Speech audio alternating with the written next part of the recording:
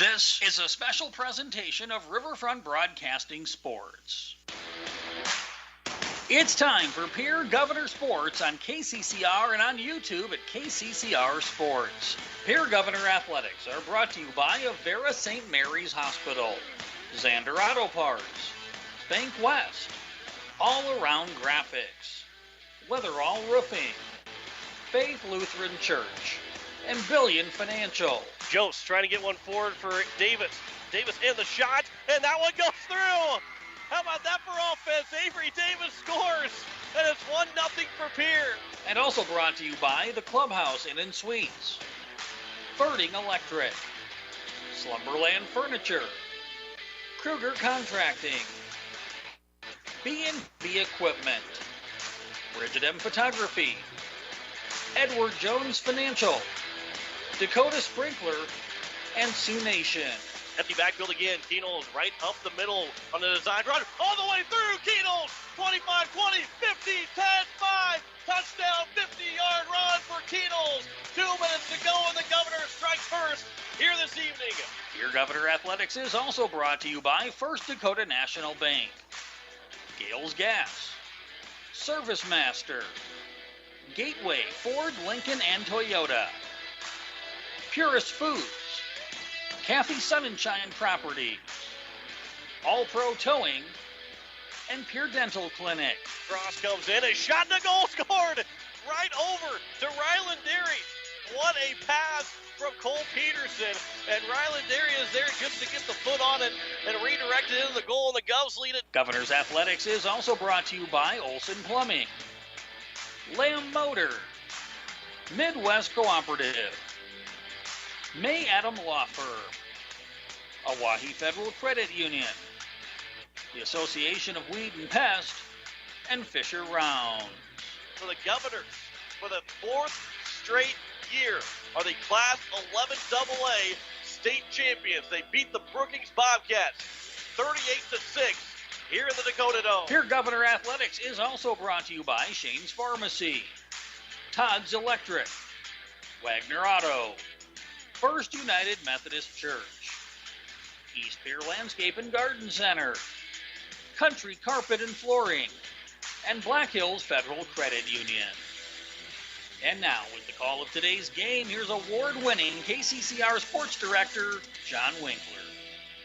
And a good evening as we welcome you to Hollister Field in Pierre as the Pierre Governors looking for their 6th straight win at take on the Watertown Arrows. John Winkler alongside Greg Dean as we welcome you into the broadcast. And the Governors, again, looking for that 6th straight win, taking on this Watertown team who is 3-1. And we'll hear from Coach Steele in a little bit, but he said it best, if you heard it this morning on KCCR, that this Watertown team is a deceiving 3-3 team, Greg. Yeah, absolutely. They've got 3 wins on the board already, but I think the thing that makes them a deceiving team is the fact that they lost on a Hail Mary pass back, and I believe it was week 2 or 3 to Sioux Falls Lincoln.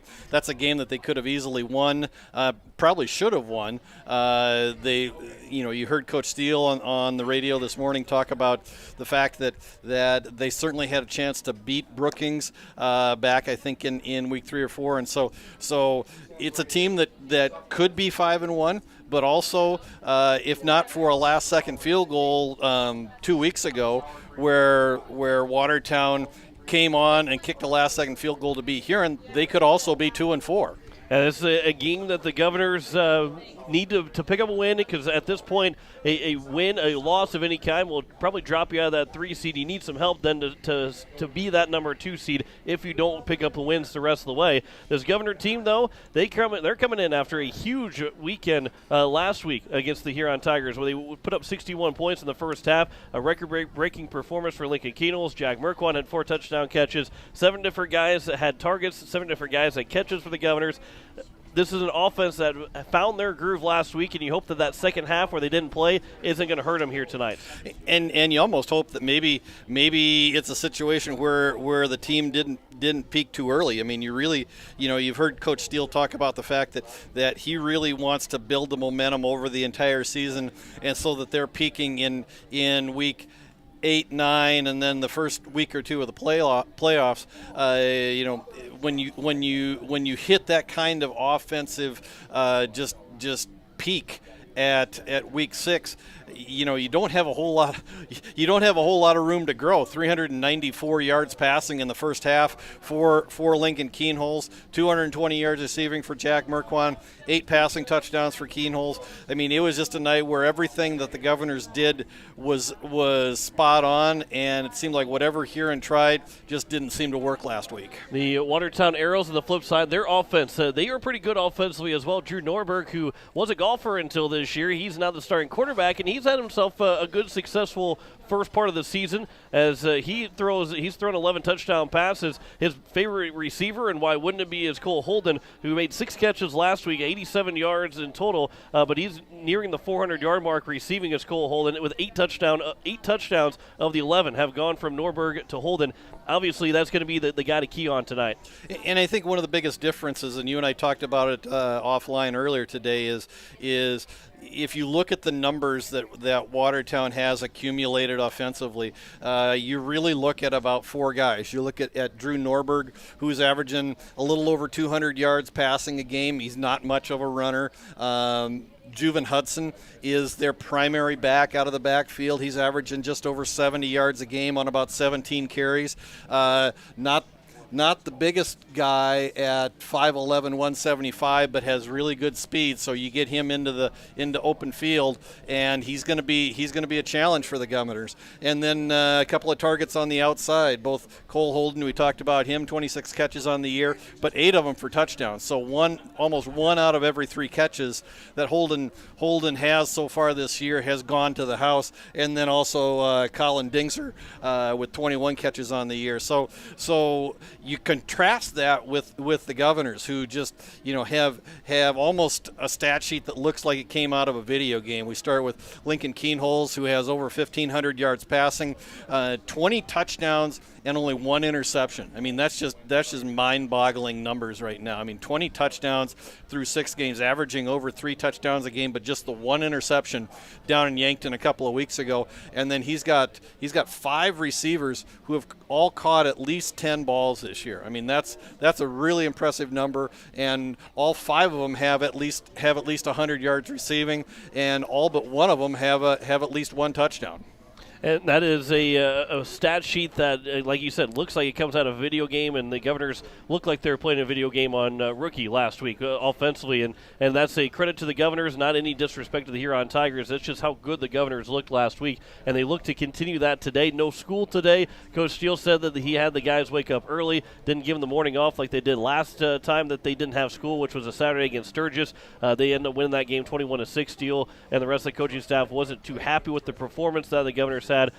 Now they tried something different. They're going to keep them. They got them up early, got them like they normally would on a Friday that had school, to get them up and going early on. We'll see if that maybe is a difference in this game than what we saw that week 2 when they won against Sturgis, or week 3.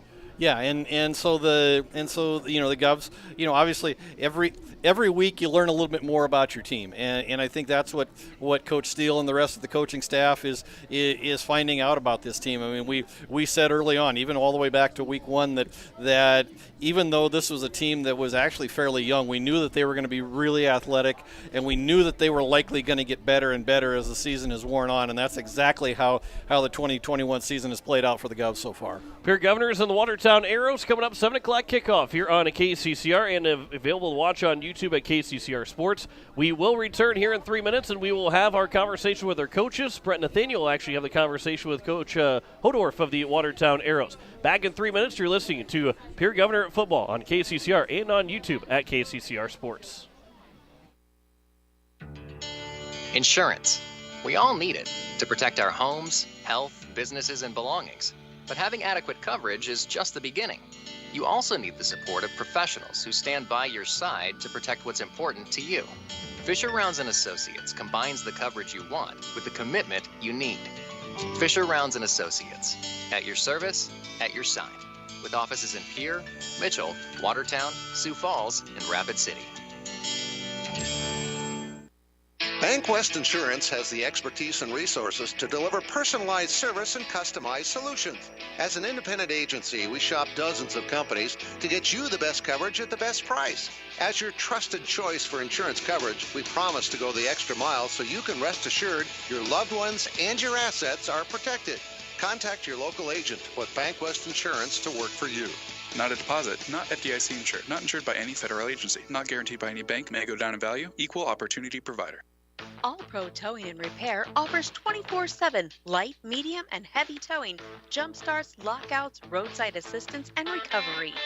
The All Pro Towing and Repair team of professionals offers prompt, courteous, and top-notch services to Central South Dakota. If you find yourself in need of a tow, jump, or lockout, contact All Pro Towing and Repair, 605-669-2075. That's 605-669-2075. Pictures are memories we want to last forever. For those special times, call Bridget M. Photography, a unique boutique photography studio offering family portraits, children, seniors, and even your pets. They're available for weddings, commercial events, and sports photography. Stop in and visit their studio in Pierre or look over their website at BridgetMPhoto.com. Pictures and memories that will last forever. From Bridget M. Photography in Pierre. Building a home. It's the biggest investment most of us make in a lifetime. Not to mention, it's a decision that, well, you pretty much live with day and night. The quality of the workmanship stares back at you like a reflection. It also affects the value of your investment. Choosing the right contractor is critical. Kruger Contracting is that contractor. Call 222-2523. Quality workmanship and materials completed on time. Kruger Contracting. In a word, quality. Call 222-2523. Sioux Nation in Fort Pierre is a proud supporter of area athletes and their fans. Sioux Nation of Fort Pierre knows it takes hard work to achieve success in sports and the support of great people. That's why Sioux Nation of Fort Pierre is the place for all of your feed, seed, animal health, and grilling needs. They work hard for the community and are thankful for the support of their great customers. Visit Sioux Nation in Fort Pierre, 504 Deadwood Street. Sioux Nation supports area athletes. As we welcome you back inside the pregame show as we are getting set for kickoff between the Pierre Governors and the Watertown Arrows. That is coming up at 7 o'clock. Right now, though, Brent Nathaniel, he has the pregame interview with Watertown head coach John Hodorf. Well, Coach, you've had a week now to process that big homecoming W over Aberdeen. Do you feel that it was one of your team's best performances of the year? Oh, absolutely. Our kids all played really well. We made a few mistakes in the game, but the mistakes we made, guys were going full speed, so you couldn't really tell that we had made some mistakes. And guys, they just knew what they were doing, felt real confident in everything we did, offensively, defensively, and special teams. So it was just an overall good job by all of our guys to execute our plan and execute what we did full speed. Do you feel a win like that helps build more confidence for the guys? Yeah, anytime you can get a win, it's going to build more confidence. And just like if you get a loss, you lose confidence. So when you start getting wins, if you can pile a few of them up on top of each other, this group of guys is dangerous at the end of the season. How's the week of practice been for you? Week of practice has been good. Pierre is a completely different animal than Aberdeen with what they do offensively and defensively. So there's been a ton of teaching and learning schemes instead of just going full speed and tackling and basics. So it's been a little bit different week of practice, but it's been good. Well, let's talk about it. Let's hear about Pierre. What can you tell me about them? Pierre defensively, I'll start. They send a lot of pressure. They play some man. They play a little bit of zone, but they really like to bring pressure from different positions, come at your quarterback, try to confuse your offensive linemen. Not like things we've seen in the past where teams have sit back and just try to play their gaps and do that. Pierce sends pressure from all directions, and they do a really good job with their defense of mixing things up. Their offense is mainly a no-back. They have potentially the best quarterback in South Dakota, and he's only a junior. He can run the ball, he can throw the ball, and their coaches do a great job of putting him in positions to take control of the entire game. They run the ball with him, they pass the ball with him, and he just does a really nice job. And it's a different feeling for what we have seen offensively because they only run a running back in the backfield probably 10% of their plays, maybe a little bit more than that. So a ton of different passing formations. So we had to change up a few things, and hopefully that works out well for us. And again, that is John Hodorf of the Watertown Arrows. And again, thank you to Brent Nathaniel for that pregame interview. When we return in 3 minutes, we will have the pregame interview with head coach of the Pierre Governor, Steve Steele. Kickoff, 7 o'clock, right here on KCCR. You're listening to Pierre Governor Football on KCCR and on YouTube at KCCR Sports. Looking for your next new or used car, truck, or SUV? Then go no further than the comfort of your own home. Shop online at lambmotor.com. On lambmotor.com, you'll find the vehicles Lambs has in stock. You can schedule a test drive or your vehicle's next tune-up, all online. New or used, shop for it all online, anywhere you are. Lamb Motor has the right vehicle for you. Lamb Motor in Oneida and online, lambmotor.com. At Black Hills Federal Credit Union, our top priority is providing value to our members. Since 1941, we have helped our neighbors buy homes and vehicles, finance their farms and ranches, insure their assets, and retire comfortably. From Custer to Sioux Falls, we live and work in our communities, and we treat our members like family. Visit bhfcu.com to learn more about how you can join. BHFCU is member-owned, not-for-profit, and federally insured by NCUA. It takes hard work to reach goals. It's a truth that applies to more than just sports. It also goes for your financial goals. You work hard for your money. You deserve an investment strategy that lines up with your game plan. Your local Edward Jones financial advisor can help.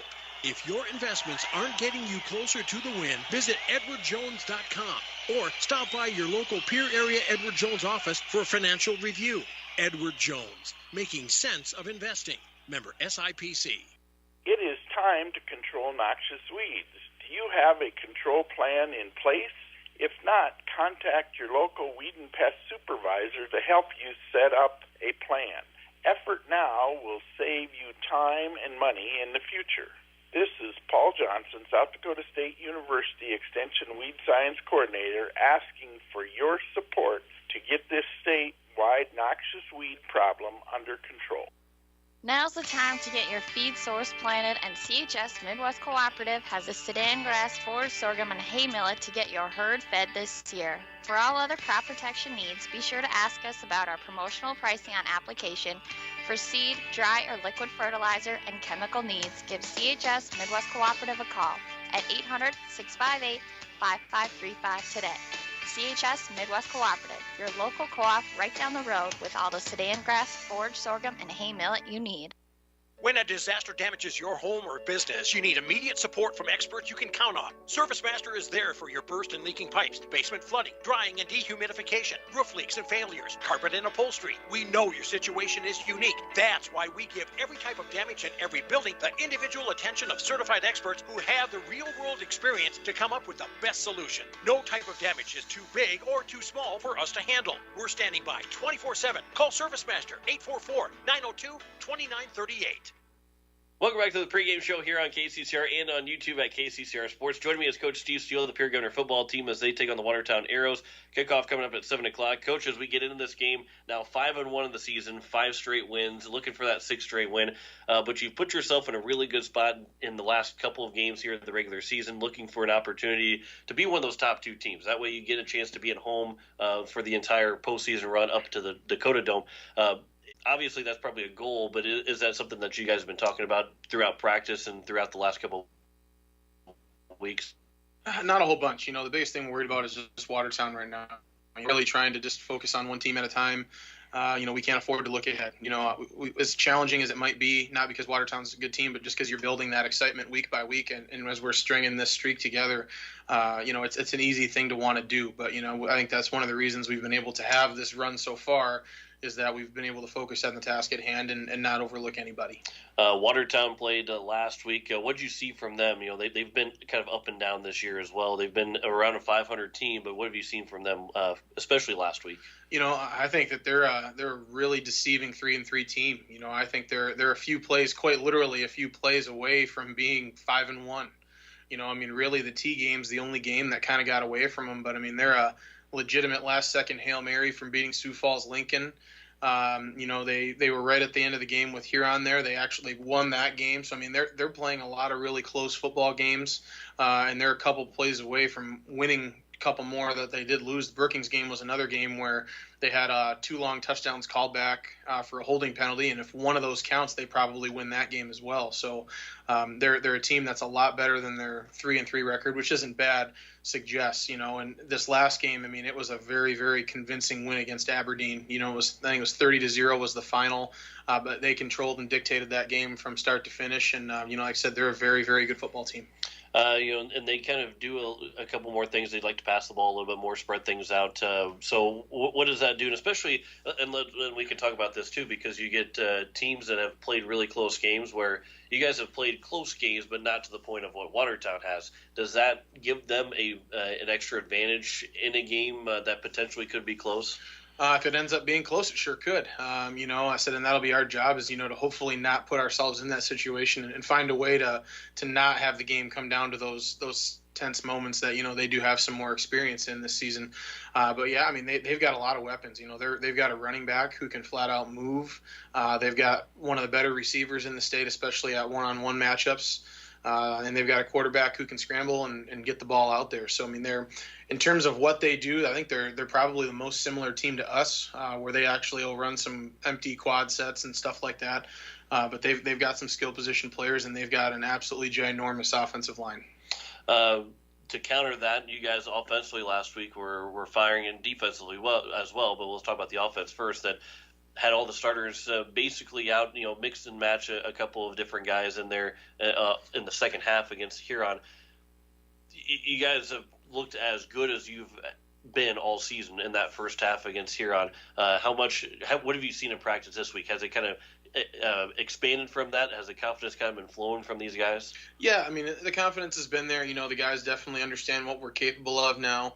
But I think our coaching staff's done a pretty good job of trying to temper those, and kind of be even harder on the guys and focus on even smaller mistakes now as we continue to try and perfect what we're doing, and just finding ways to stay in a rhythm. When we give you an impossible situation in practice, you've got to make the best of it, get out of it, get to something that works, and find ways to keep extending and building momentum and not lose that rhythm.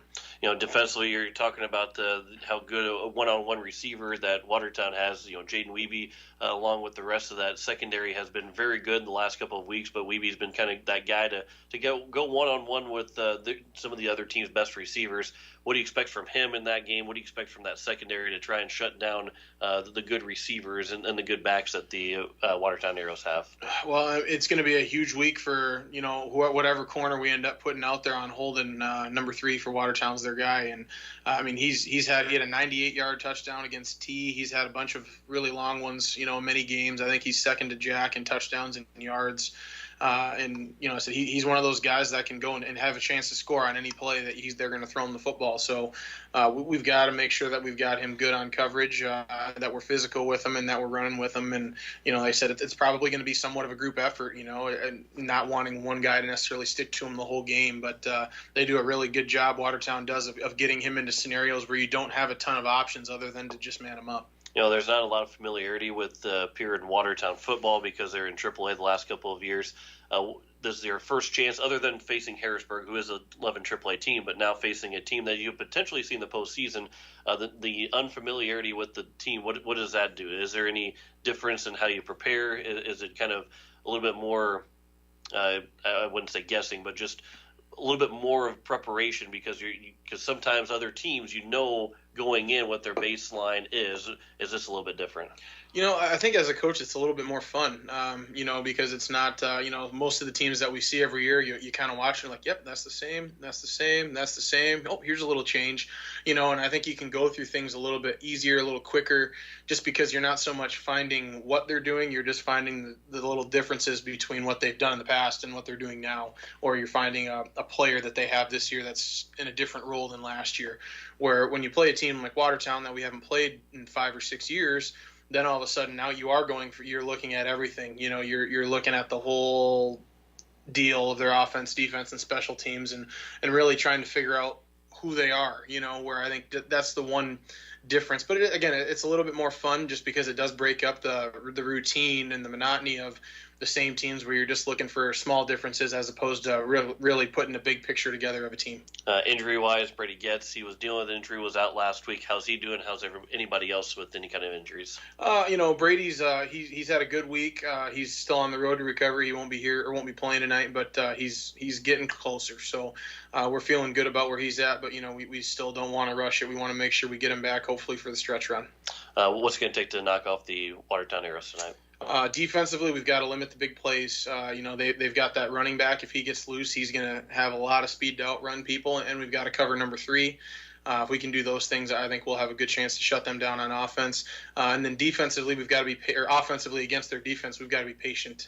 They do an outstanding job covering. They play deep. Their linebackers cover very well. We've got to be disciplined and not try and force balls downfield when they're not there. Take our underneath, and we've got to run the football today with success. Coach, I appreciate the time as always. Good luck again tonight. Thanks, John. Back with the pregame show next year on KCCR and on YouTube at KCCR Sports. At Shane's Pharmacy, your health care is important, and Shane wants to be the pharmacist to take care of you. Shane's Pharmacy will make sure your prescriptions are filled in a timely manner, they will answer your questions, and they will even deliver to your home or office. Call 223-9200. Shane's Pharmacy, the pharmacy you know and trust. The number again is 223-9200. Shane's Pharmacy in Fort Pierre, proud to support high school athletics.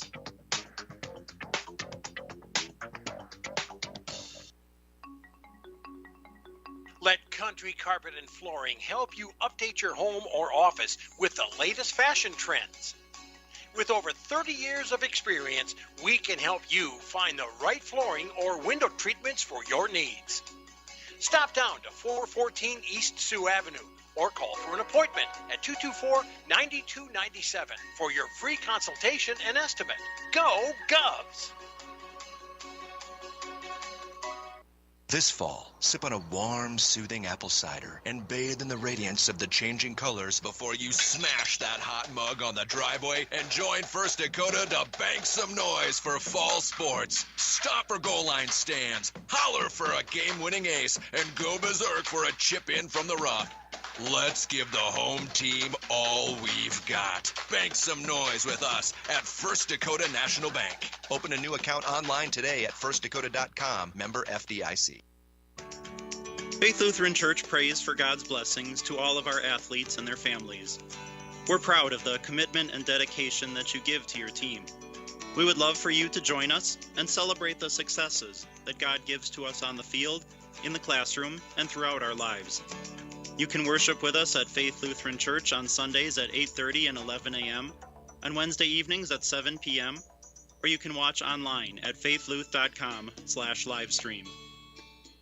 The lawyers at the May Adam Law Firm in Pierre know how important your families are to you. If you've been putting off getting your affairs in order, know that the May Adam Law Firm is available to counsel you through your questions and help you get the documents in place so that you've made your loved ones secure. Call them at 224-8803 and they can chat with you about how to document your concerns and care for your family. We're all in this together, and the May Adam Law Firm is ready and able to help.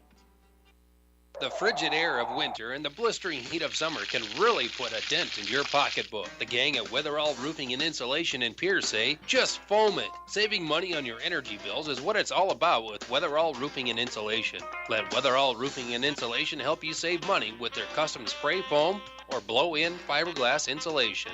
Call 224-7982 for a free estimate. And remember, just foam it.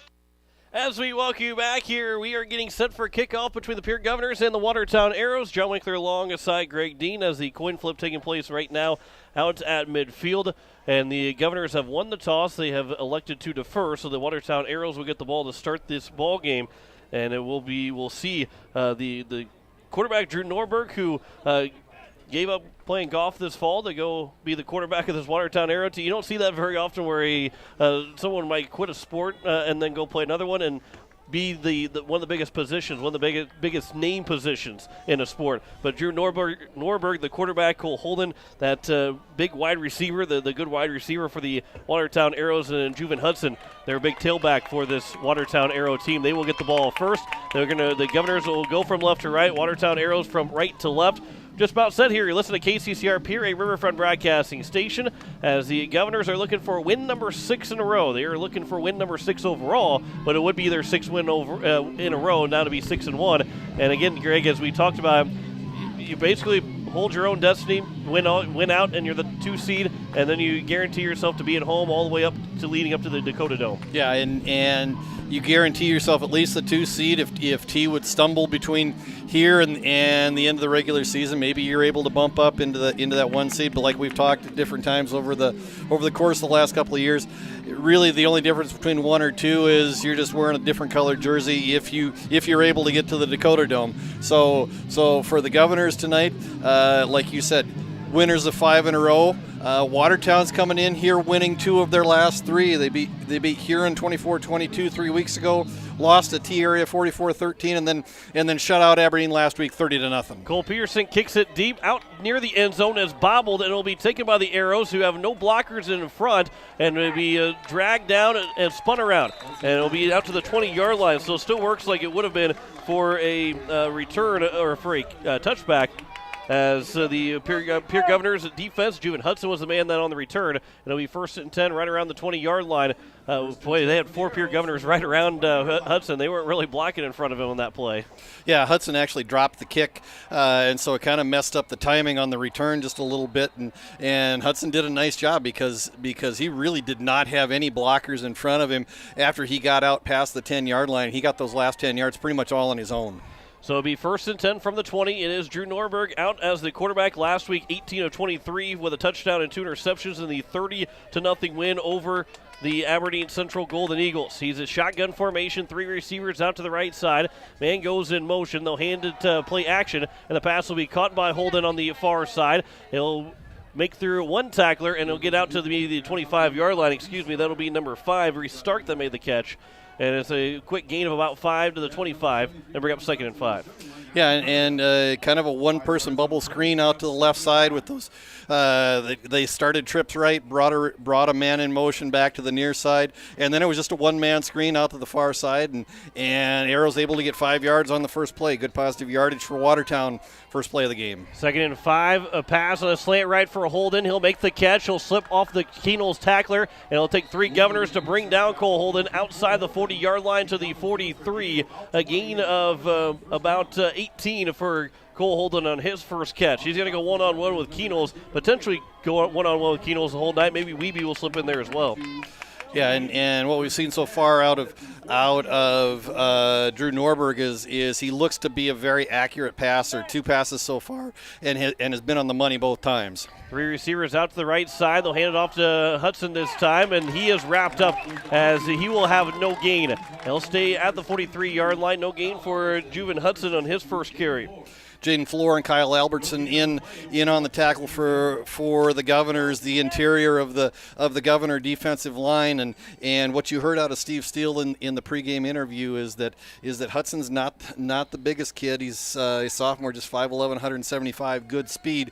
But if they can contain him and not allow him to get into space, that's where they're going to have some success tonight. 2nd and 5, dropping back is Norberg. He's going to try and scramble, roll into his right, throws on the run. The catch is made on the far sideline. He'll go out of bounds. It'll be a 3rd down and medium here as Stark made the catch, and it'll be out to the 47-yard line, a gain of 4, and it will bring up now 3rd down and 6 here for the Watertown Arrows. Yeah, and what we've seen so far out of Norberg, and we know that he's very athletic. We saw him last year on the basketball court for the Arrows, but he's going to keep a play alive with his feet. He's probably not going to try to create positive yardage out of that. At least that's what he showed in that last play. Now it's 3rd and 6, shotgun formation. 3 receivers here the near side this time. Norberg looking to pass. He'll throw. Holden slipped and fell. He had Jaden Weeby in coverage, and with Holden falling down, he couldn't get back up and make a jumping grab, and the first incompletion leads to a 4th down now for Watertown, and they will punt the ball away just on their side of midfield at the 40. Yeah, and had the receiver not fallen down on the far side, that ball was high, but he would have had an opportunity. He was in a place where only the receiver could have gotten the ball. So a tough break for the Arrows out of the gate here. So it will be Jaden Weeby and Trey Lewis back deep. That punt It will go out of bounds, not the best one from the punter Cole Holden, and it will be the Governors having fairly good field position here. Wait to see where the referee actually stops and where they will spot the ball, but the opening possession ends up being a punt for the Watertown Arrows, and it'll be 1st and 10 right at the 40. Yeah, Governors tonight in the green helmets, green pants, black tops, white numbers for Watertown. White tops, black pants, purple stripes down the side, purple and black helmets, black numbers with yellow and purple accents on the shoulders. 10:08 to go here in the first quarter. No score. The opening drive now for the Pierre Governors. 3 receivers to the near side. Empty backfield here for the Governors. Keenels will look to pass. He'll step up in the pockets and quickly collapse. And now Keenels will take off across midfield. He's out to the 40. Cuts it back to the middle of the field before he's dragged down at the 35, 34-yard line. A big gain for Keenels on that first down run. And again, there's the difference between Keenholz and Drew Norberg. When Keenholz saw the pocket collapse, he had a whole lot of green in front of him down that left side and was able to turn that into about a 20-yard gain for the green and black tonight. So a gain of 24 for Keenholz on that first down run. And now Keenels will roll to his left, looking down the field, throws it over the middle, and misses Jet Zabel as he'll throw it just a little bit too high. And the first pass for Keenels incomplete. Last week he half of his completions went for touchdowns, 16 of 25 for 8 touchdown passes, but this one's a incomplete pass from Lincoln Keenels in the first down play. 74 degrees at kickoff. The night will cool off as we get further on and the sun goes down. I think by the end of the game it's going to be in the low to mid 60s. So perfect night for football. Virtually no wind. Wind is coming in out of the northeast at just 6 miles an hour at kickoff. 3 receivers here on the near side for Lincoln Keenels. Shotgun formation for the Governors. Keenels will roll to his left. He will stay up on his feet, and he'll get out to the first down marker. And Keenels will have near a first down, and we'll see where they spot him. Maybe a gain of 9, and it'll bring up 3rd down and 1 here for Pierre. Yeah, and I don't know if that was actually a design play or not, but what Keenholz saw was two of the Watertown linebackers coming right up the middle on a blitz. He had single coverage on the outside on the far side, and so what he did was just pulled it down and had again a lot of open space once he got to the edge. Was able to pick up 9 yards on that second down run. 2 receivers here, the near side for Keenels. 3rd down and 1 from the Watertown 25-yard line. 9:35 to go in the opening quarter. Handoff for Wiebe, his first run of the night. He's the starting tailback. He'll get enough for a first down as he powers his way to around the 21-20-yard line. A gain of 4 or 5 for Jaden Wiebe on his first run of the night, and the Governors will quickly get back up to the line. We'll call it a gain of 5 for Wiebe. Just his 3rd carry of the year, coming in with 2 carries and 6 yards on the season for Jaden Wiebe. Shotgun formation again, Wiebe in the backfield, pistol formation, for Keenels. Play action, he'll roll to his right. Looking down over the field, the catch is going to be made. Hansen bobbled it, but he holds on to the ball, gets into the end zone, and the Pierre Governors score just about a minute into their drive. 9:10 to go here in the first quarter, and the Pierre Governors lead at 6-0 on a 20-yard catch from Matt Hansen from Lincoln Keenels. Yeah, just a crossing route from Matt Hansen from the far side, and Keenholz a nice fake to Wiebe into the middle of the line on the play action, held the linebackers, and then he was able to roll out, and then it was just a matter of waiting for Hansen to break free across the middle. A bobble after he initially caught the ball, he bobbled it, but was able to bring it back in, and then it was just a foot race to the end zone over the last 5 yards. Governors are on the board 6-0. They add the extra point. It's a 7-0 lead here for the Pierre Governors. Back in 30 seconds, you'll listen to Pierre Governor football on KCCR and on YouTube at KCCR Sports. Confidence, professional care, experience, and diverse care for all ages are what you should be looking for in dental care. And that's exactly what you'll receive from Dr. Monty Bechtold and Dr. Murray Thompson at Pierre Dental Clinic. You can expect friendly, caring staff who are concerned about your dental health and offer you complete confidence with routine checkups, early morning appointments, emergency treatment, and the latest in dental technology. Local dental treatment, all at Pierre Dental Clinic. Call 224-5355 or stop by their office at 640 East Sioux Avenue in Pierre. It was a 5-play drive for the Pierre Governors that went nearly 60 yards, 58 yards for the Pierre Governors. And they now lead at 7-0 over the Watertown Arrows. John Winkler alongside Greg Dean as Cole Peterson has it teed up. And we are set to return to play as Peterson will kick it deep out towards where Hudson will take it at the 5-yard line. And Hudson out to the 15. He go to the far sideline. He'll try to stay inside the hash marks. The ball comes out, and it will be actually Hudson stayed with it. It looked like maybe Hudson had dropped the ball, but it will be out of the 25-yard line, and that's where the Watertown Arrows will take over. For the Governors tonight, again, we saw just how vital Lincoln Keenholz is to the success of this Governor offense. 5-play drive, 2 complete passes, 2 runs, 58 yards, and the Governors go up 7-0 here early in the first quarter. 9:03 left to go here in the first. 3 receivers to the near side for Norberg, with Hudson in the backfield. 3 down linemen for the Governors. Kyle Albertson gets a start along with Hayden Espy and Jaden Floor on that defensive line for the Governors. Norberg will look to pass on first down. He's going to look for Holden on a long play, and him and Wiebe got tangled up and will fall incomplete. The referees the Watertown Arrows looking for maybe a pass interference on Wiebe, but I think those are just 2 guys that got tangled up, and I think Wiebe had every right to that ball, and he does, as Holden did. Yeah, from up here, and what I saw looking down at that play was both Wiebe and Holden were trying to gain position to make the catch or make the interception. Got tangled up. It's a 50-50 ball, and the officials looked at it and said that's a no call.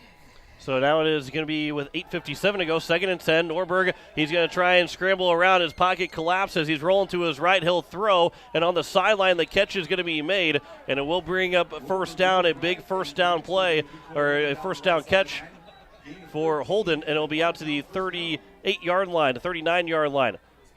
Yeah, again, a play that Drew Norberg just kept alive.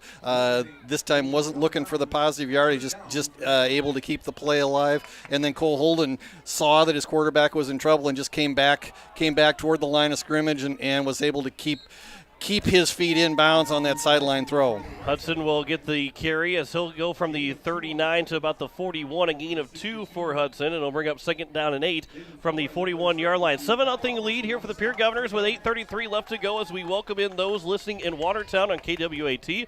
Just heard Watertown volleyball. John Winkler alongside Greg Dean. A 5-play, 58-yard drive, a 20-yard catch from Lincoln Keenholz to Matt Hansen is the first score. Ball was dropped on the snap from Norberg, and he is going to be sacked, as it will be Austin Foley that got there first, as Foley will pick up the sack, and the Governors will bring up 3rd down and long now for Watertown. And a snap that actually hit Norberg in the hands, and whether he took his eye off the ball or it just popped out, but actually hit him in the hands. It was a good snap, and then just hit the ground. And again, that breaks up the entire timing of the entire play. And by the time that he was able to recover the ball and then try to make something out of it, Austin Foley was right on top of him. Maybe 3rd down and 15 here. Loss of 7 on that play.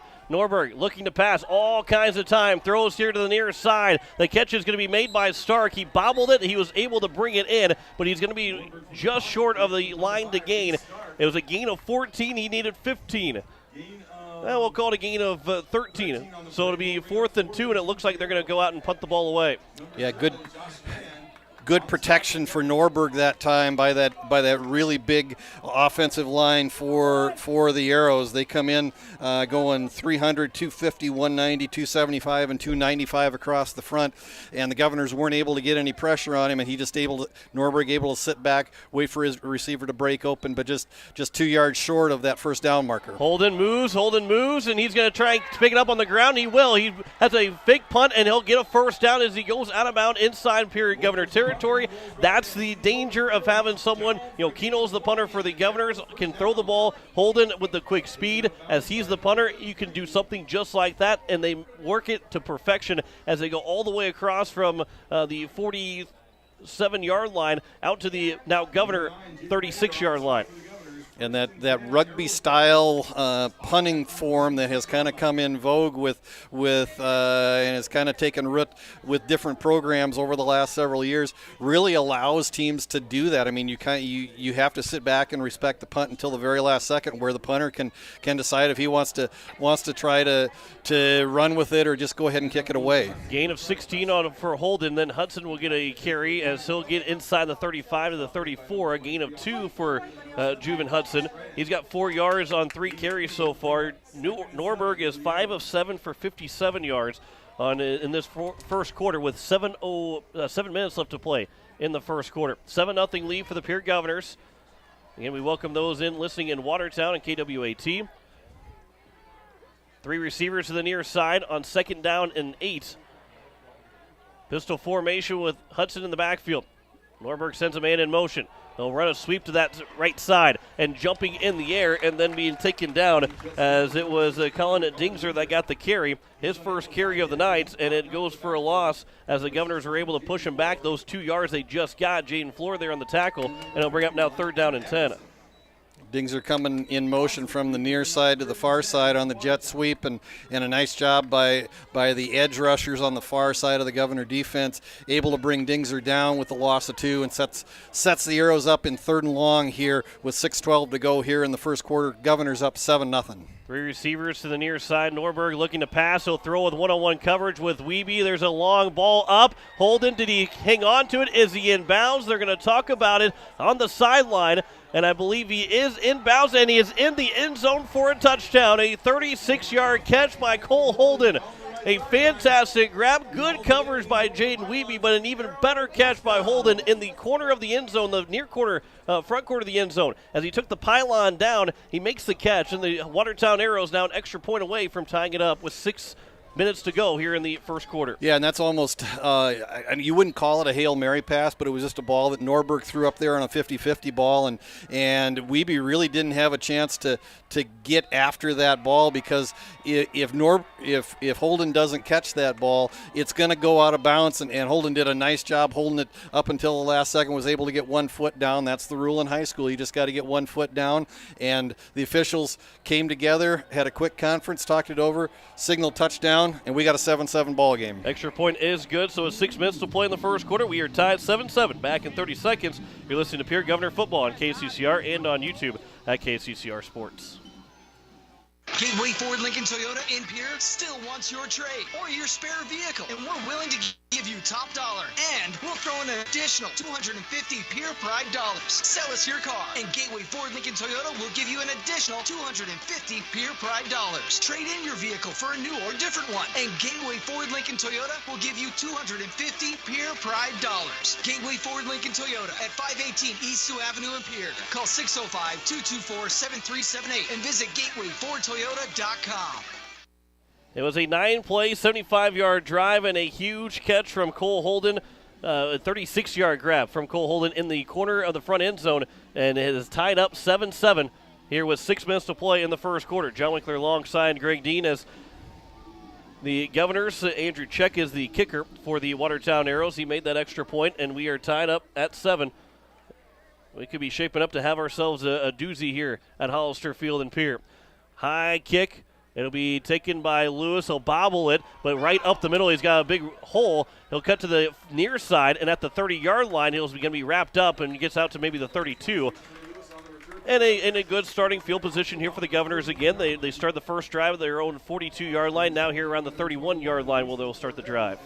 Yeah, and the Governor return had a nice hole up the middle, and Trey Lewis able to cut through that hole, then tried to break it to the outside and ran into a host of Arrow tacklers and were able to wrestle him down. But the Governors start this drive in good field position, starting at their own 32-yard line. 1st and 10, 5:52 to play here in the first quarter. Keenol's shotgun formation, empty backfield. He's going to look to pass. He'll throw it downfield looking for his man Merkwan, and instead going to be caught and breaking all the way down the sideline. The Governors, Brecken Kruger. It's going to be Kate Kaiser is going to make the catch. Matt Hansen makes the catch. His second touchdown grab all the way down for a 58-yard touchdown reception for Matt Hansen. 68-yard touchdown reception for Matt Hansen. And the Governors now lead at 13-7 with 5:41 to go. Just one play drive.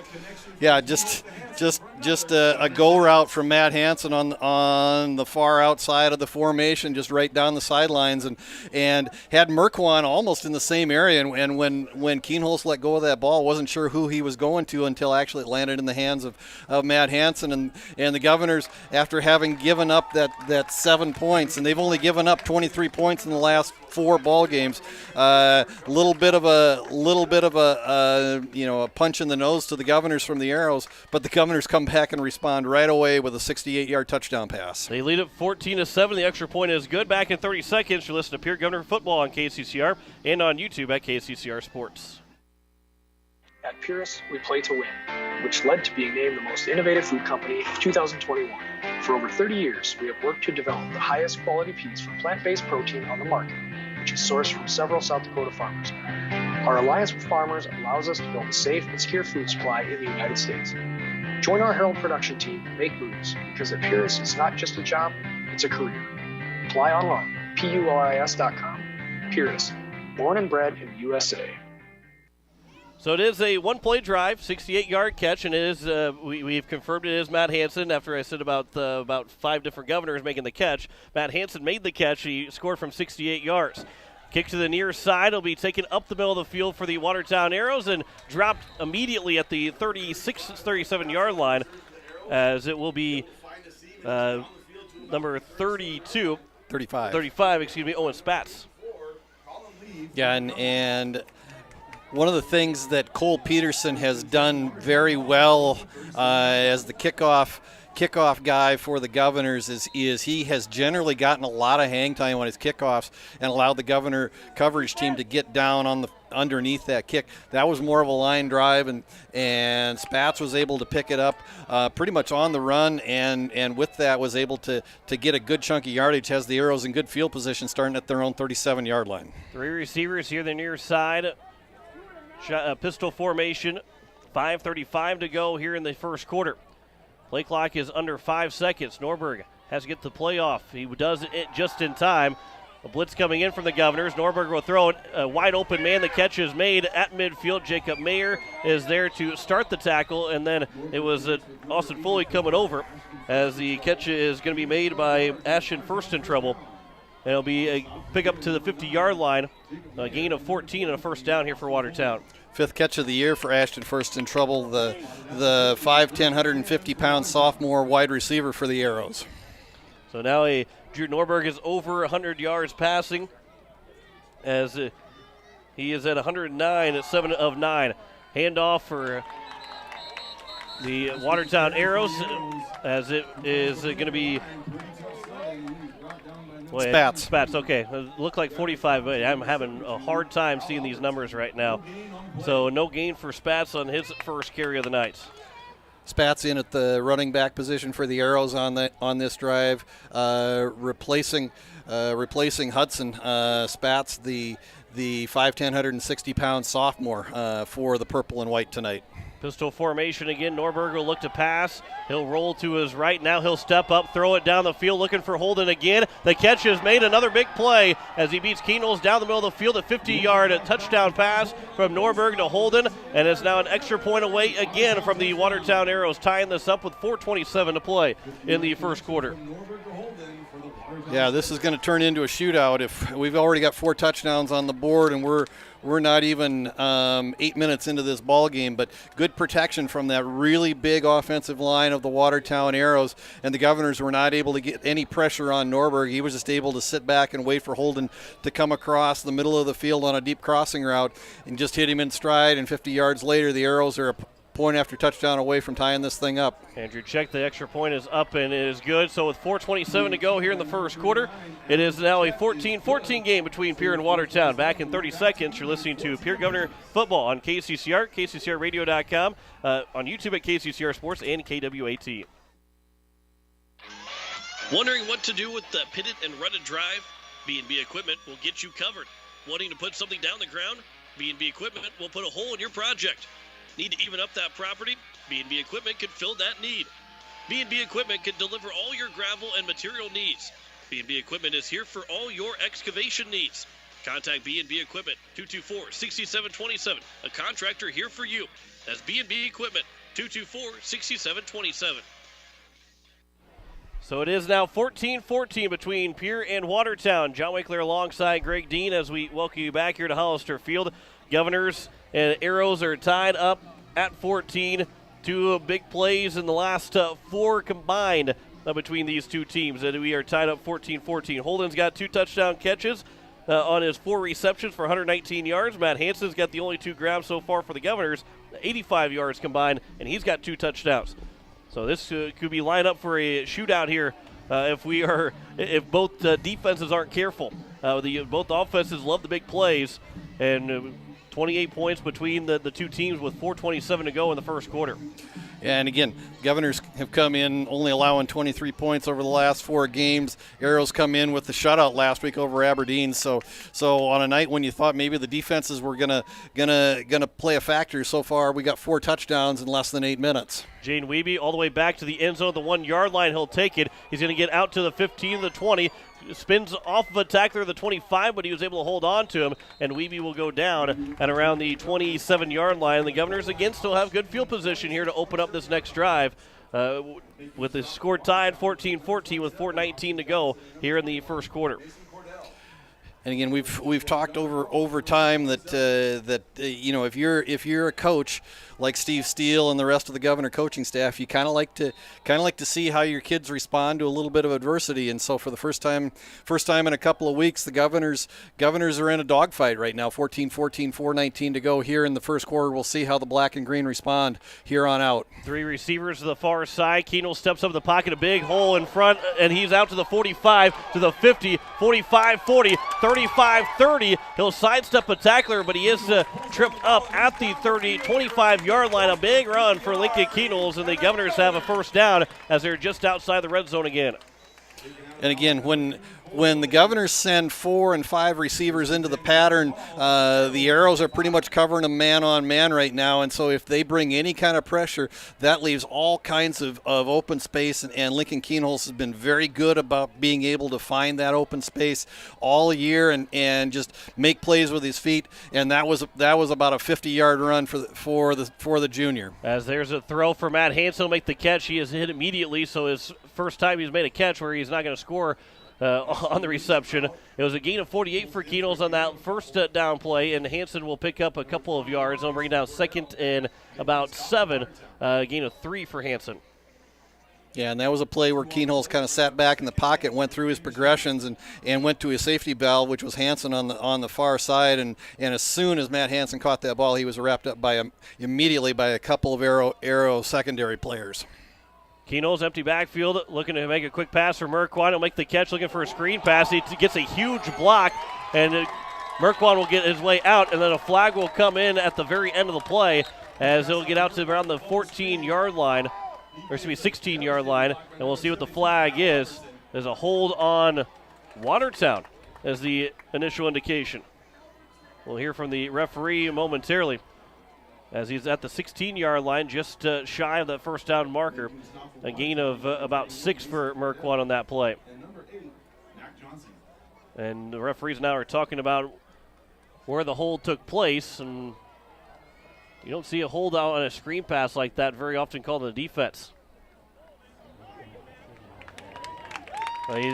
Mike is not on, but it is a hold on the defense. So bring up first down, and should be half the distance to the goal, be to around the 8-yard line, where we're going to see, or potentially wherever that holding took place is where that will end up going. Yeah, and they'll mark this from the line of scrimmage, and I believe it'll be 10 yards. If so, that will put the ball somewhere around they'll start at the 23. If they go 10 yards, it'll put it around the 13-yard line or so.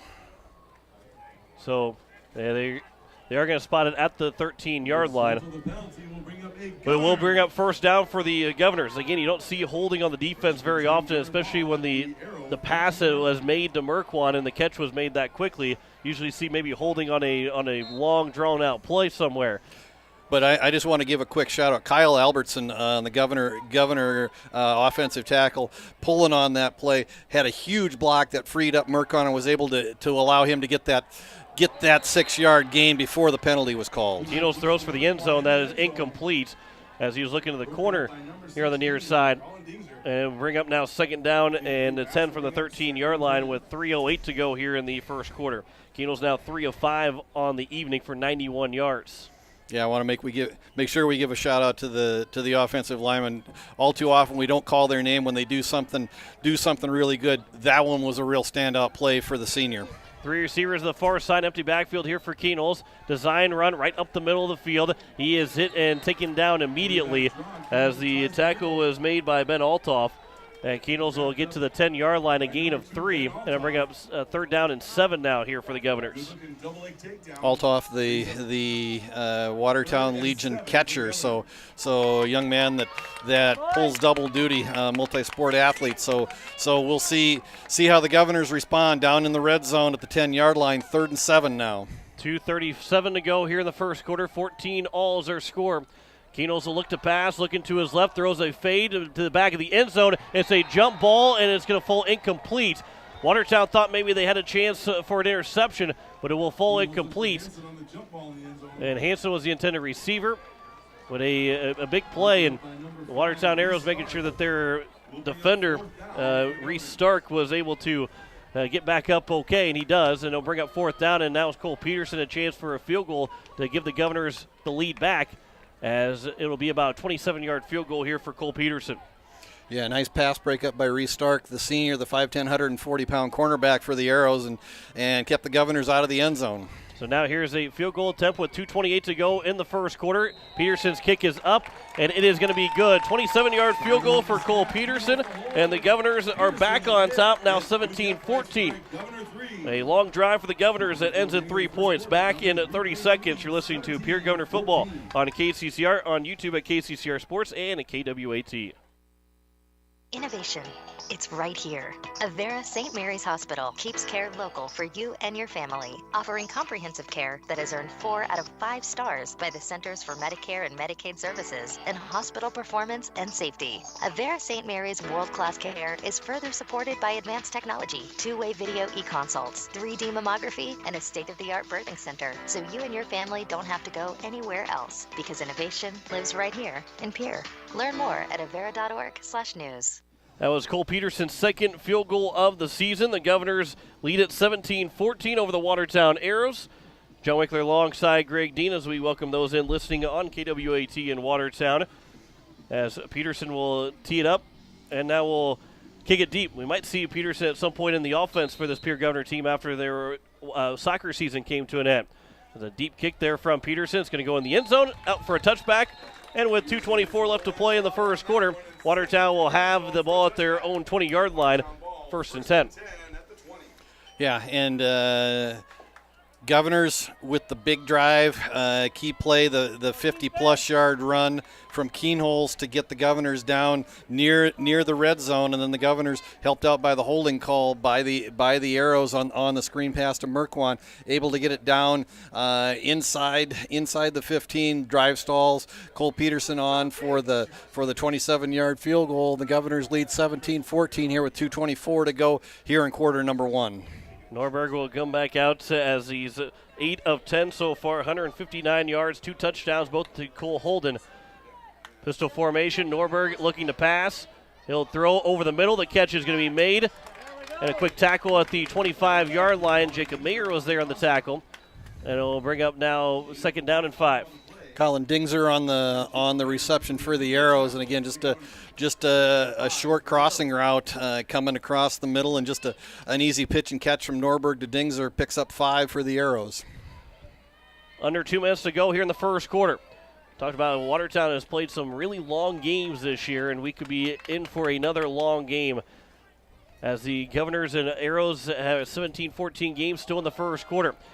Handoff in the backfield up to the 31-yard line. That is Spatz as they'll get to the 31, a gain of 6 and enough for a first down. That's Spatz's first positive carry of the day as he's got 2 rushes now of 6 yards. And you kind of wonder if maybe something happened to Juven Hudson. We have not seen him on the last drive, nor is he out there with this drive. Spatz comes into the night with just 16 carries, 100 yards total on the season, and so maybe a little bit of an injury issue for Mr. Hudson right now. 3 receivers here on the near side, pistol formation, a handoff for Spatz. He'll go outside the left tackle, and then he is driven down the 35-yard line, a gain of 4. And like you said, Greg, you have not seen Hudson since that second drive of the game. You hope that he's okay, but Spatz now with 10 yards on 3 carries. He looks like he might be getting himself a heavy dose some carries here tonight.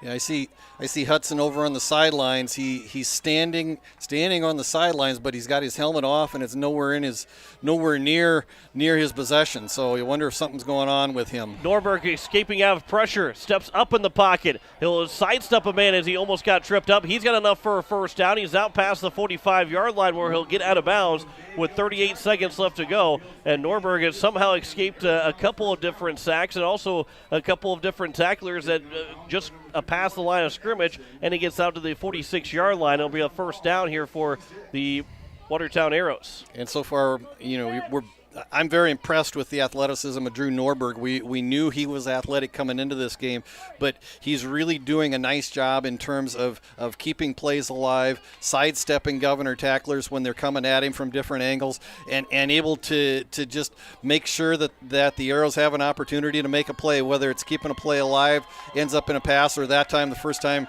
we saw him actually cross the line of scrimmage. Norberg will throw it, and it will be intercepted. The Governors will get the interception as it was Norberg that threw it. Austin Foley will pick up the interception, and the Governors will have the ball inside Watertown in the territory as the Governors had all kinds of pressure on Norberg, and Norberg just had a pass that probably should have been thrown, should have taken the sack, but instead the Governors will get the interception. Austin Foley will pick him off. Yeah, and probably the first bad decision out of Drew Norberg on the night. He had three Governors right in his face, just about ready to go down with the sack. Tried to get rid of the ball, and when he did, he just underthrew his receiver on the far side. Austin Foley with the interception, and the Governors are in business at the. Keatles will throw it down the field, a diving attempt, and it will fall incomplete as he was looking for his man down the field, and it will bring up second down and 10. Looked like that might have been. I think that was Cole Peterson. Yeah, that was Peterson. That was the intended target. His first chance for a throw. Boy, Peterson laid out for that one and just couldn't quite come up with the grab. And it brings up now second down and 10. Keatles has missed his last three passes. Second and 10 from the 42. 26 seconds left to go here in the first quarter. A 17-14 lead for the Pierre Governors. Over the Watertown Arrows. Three receivers to the near side. Empty backfield for Keatles and the Governors. Man goes in motion. That is Wiebe. They'll hand it off to Wiebe. He'll go to the left side, outside the left tackle, and Wiebe will streak his way out to the 35-yard line, a gain of about 7, and he'll bring up third down and 3 here for the Governors. And you heard Coach Steve Steele in the pregame interview talk about the fact that the Governors need to run the ball more in order to have some success tonight. So we may see more of Jaden Wiebe as this game wears on. Third and a long 2. That will end the first quarter, though. They are not going to get the playoff, will Lincoln Keatles and the Governors. But after one quarter, it is 17-14. The Governors lead it by 3 over the Watertown Arrows. Back in a minute. You're listening to Pierre Governor Football on KCCR, YouTube KCCR Sports, and on KWAT. Slumberland Furniture invites you to stop in and check out their newly refurbished mattress and bedding section, now titled Sleep Solutions. Slumberland has really pulled out all the stops in this area with a selection of memory foam, innerspring, or hybrid, and exacting descriptions of their many choices, plus newly added enhancers to complete your sleeping experience. And don't forget, great specials as well. Slumberland Furniture's grand opening of their Sleep Solutions area, now at Slumberland on the truck bypass in Pierre, and check out slumberland.com. Most of us already know that Gales Gas of Pierre is the place to call for propane. They offer an automatic fill plan so you never have to worry about running out of propane. They accept debit and credit payments or a budget payment plan to spread out the cost throughout the year so you never have surprises when you get your bill. For delivery, convenience, and great customer service, call Gales Gas at 224-5518. That's Gales Gas at 224-5518. It is third down and a long 2 here for the Pierre Governors as we open up the second quarter. John Winkler alongside Greg Dean as Lincoln Keatles will have Wiebe in the backfield. A handoff for Wiebe, trying to pick up that first down. He gets through that first initial tackle, and he is going to be close to that line to gain, but I think he's going to be just short. And we might see the Governors go for it here on fourth down. A gain of 1, and it'll bring up fourth down and a long 1 here for the Governors. Yeah, Arrows just 3 down linemen. They're using four linebackers right now, and they closed well on Wiebe after he got the handoff. Keno's with the clap trying to get the Watertown Arrows to jump. They do not jump, so now he'll look to the sideline to get the play from the Governor's head coach, Coach Steve Steele. 11:20 to go here in the second quarter. 4th and 1 from the 33. Keno's still with under 10 seconds to go in the play clock. A pitch to Wiebe. He's going to have enough for a first down. Wiebe breaks free and gets tripped up. Otherwise, he could have found Paynard, but Wiebe is inside the red zone now to around the 20-yard line, and the Governors have a big first down.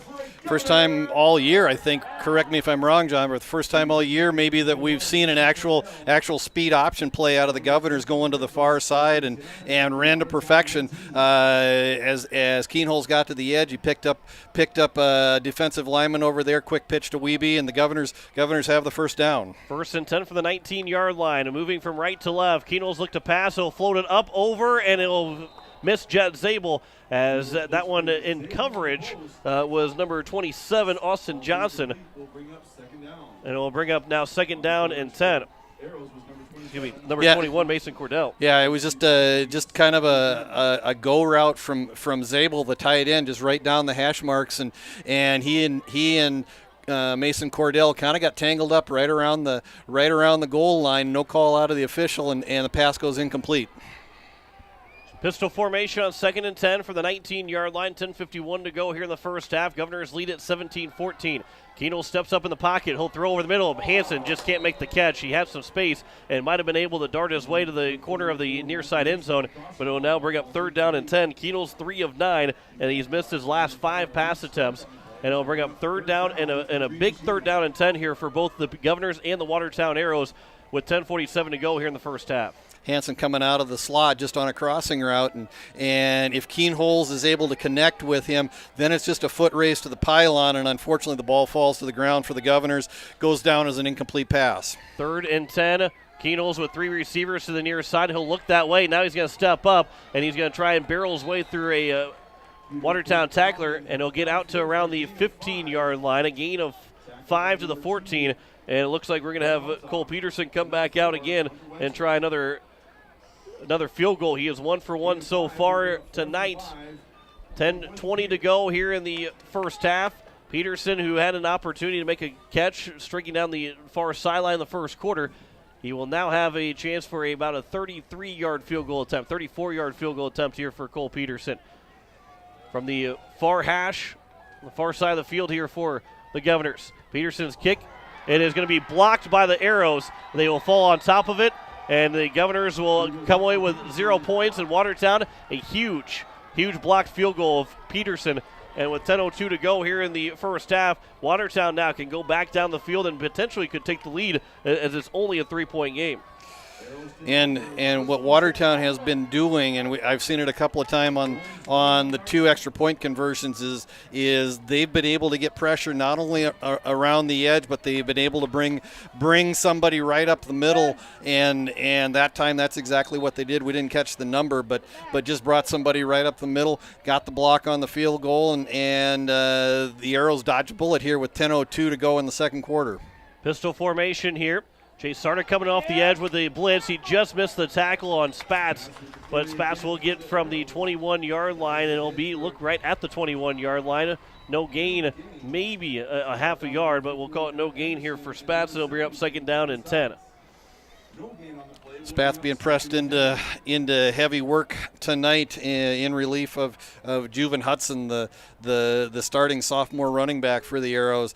And like we said, it looks like from what we can tell, Hudson, at least in that last series, was still on the Arrow sidelines, but had his helmet off, and so you kind of wonder if maybe there's a little bit of a concussion issue or protocol going on. 2nd and around 10 here. Norberg will look to pass. He'll throw on a quick route on the inside, and that pass is missed. Deegan Husko is in coverage as he was throwing it to Starks, and it will fall incomplete. Now Norberg, 9 of 13 with 2 touchdowns and an interception. He's thrown for 164 yards here in the first half. 3rd and 9 from the 22-yard line. 9:15 to go. Clock is stopped right now. Big 3rd down here for both Watertown and Pierre. Trying to get a 3 and out are the Governors.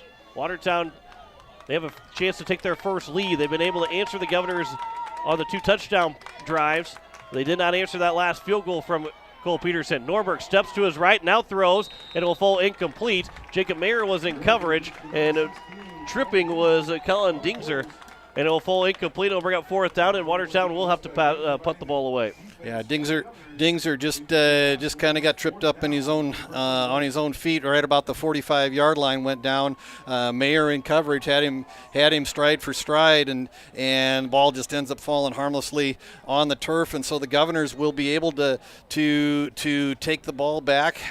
Probably have it in pretty good field position, but again, as they bring up Trey Lewis, they leave just Wiebe back in the single punt return to make sure that they actually do punt the ball this time. Cole Holden will punt it. Jade Wiebe will signal for a fair catch. He'll make it inside the 50-yard line, so the Governors will have it in Watertown territory at the 47-yard line. So good field position here for the Governors on their next drive, looking to try and extend this 3-point lead. They had the opportunity last drive, did not score any points, and now they have the opportunity again with the Governors also.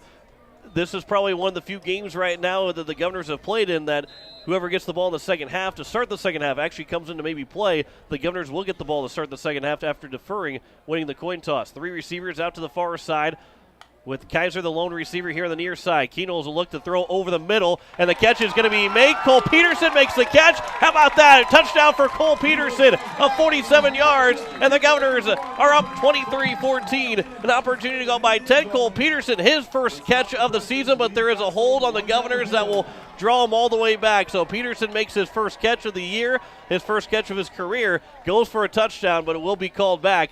And we'll have first down and long now for the Governors. Yeah. As a hold, and it's going to be, I believe they're going to, I thought I heard it was 71 to the offense would be Matthew Coverdale, but it'll be first down and very long now for the Governors.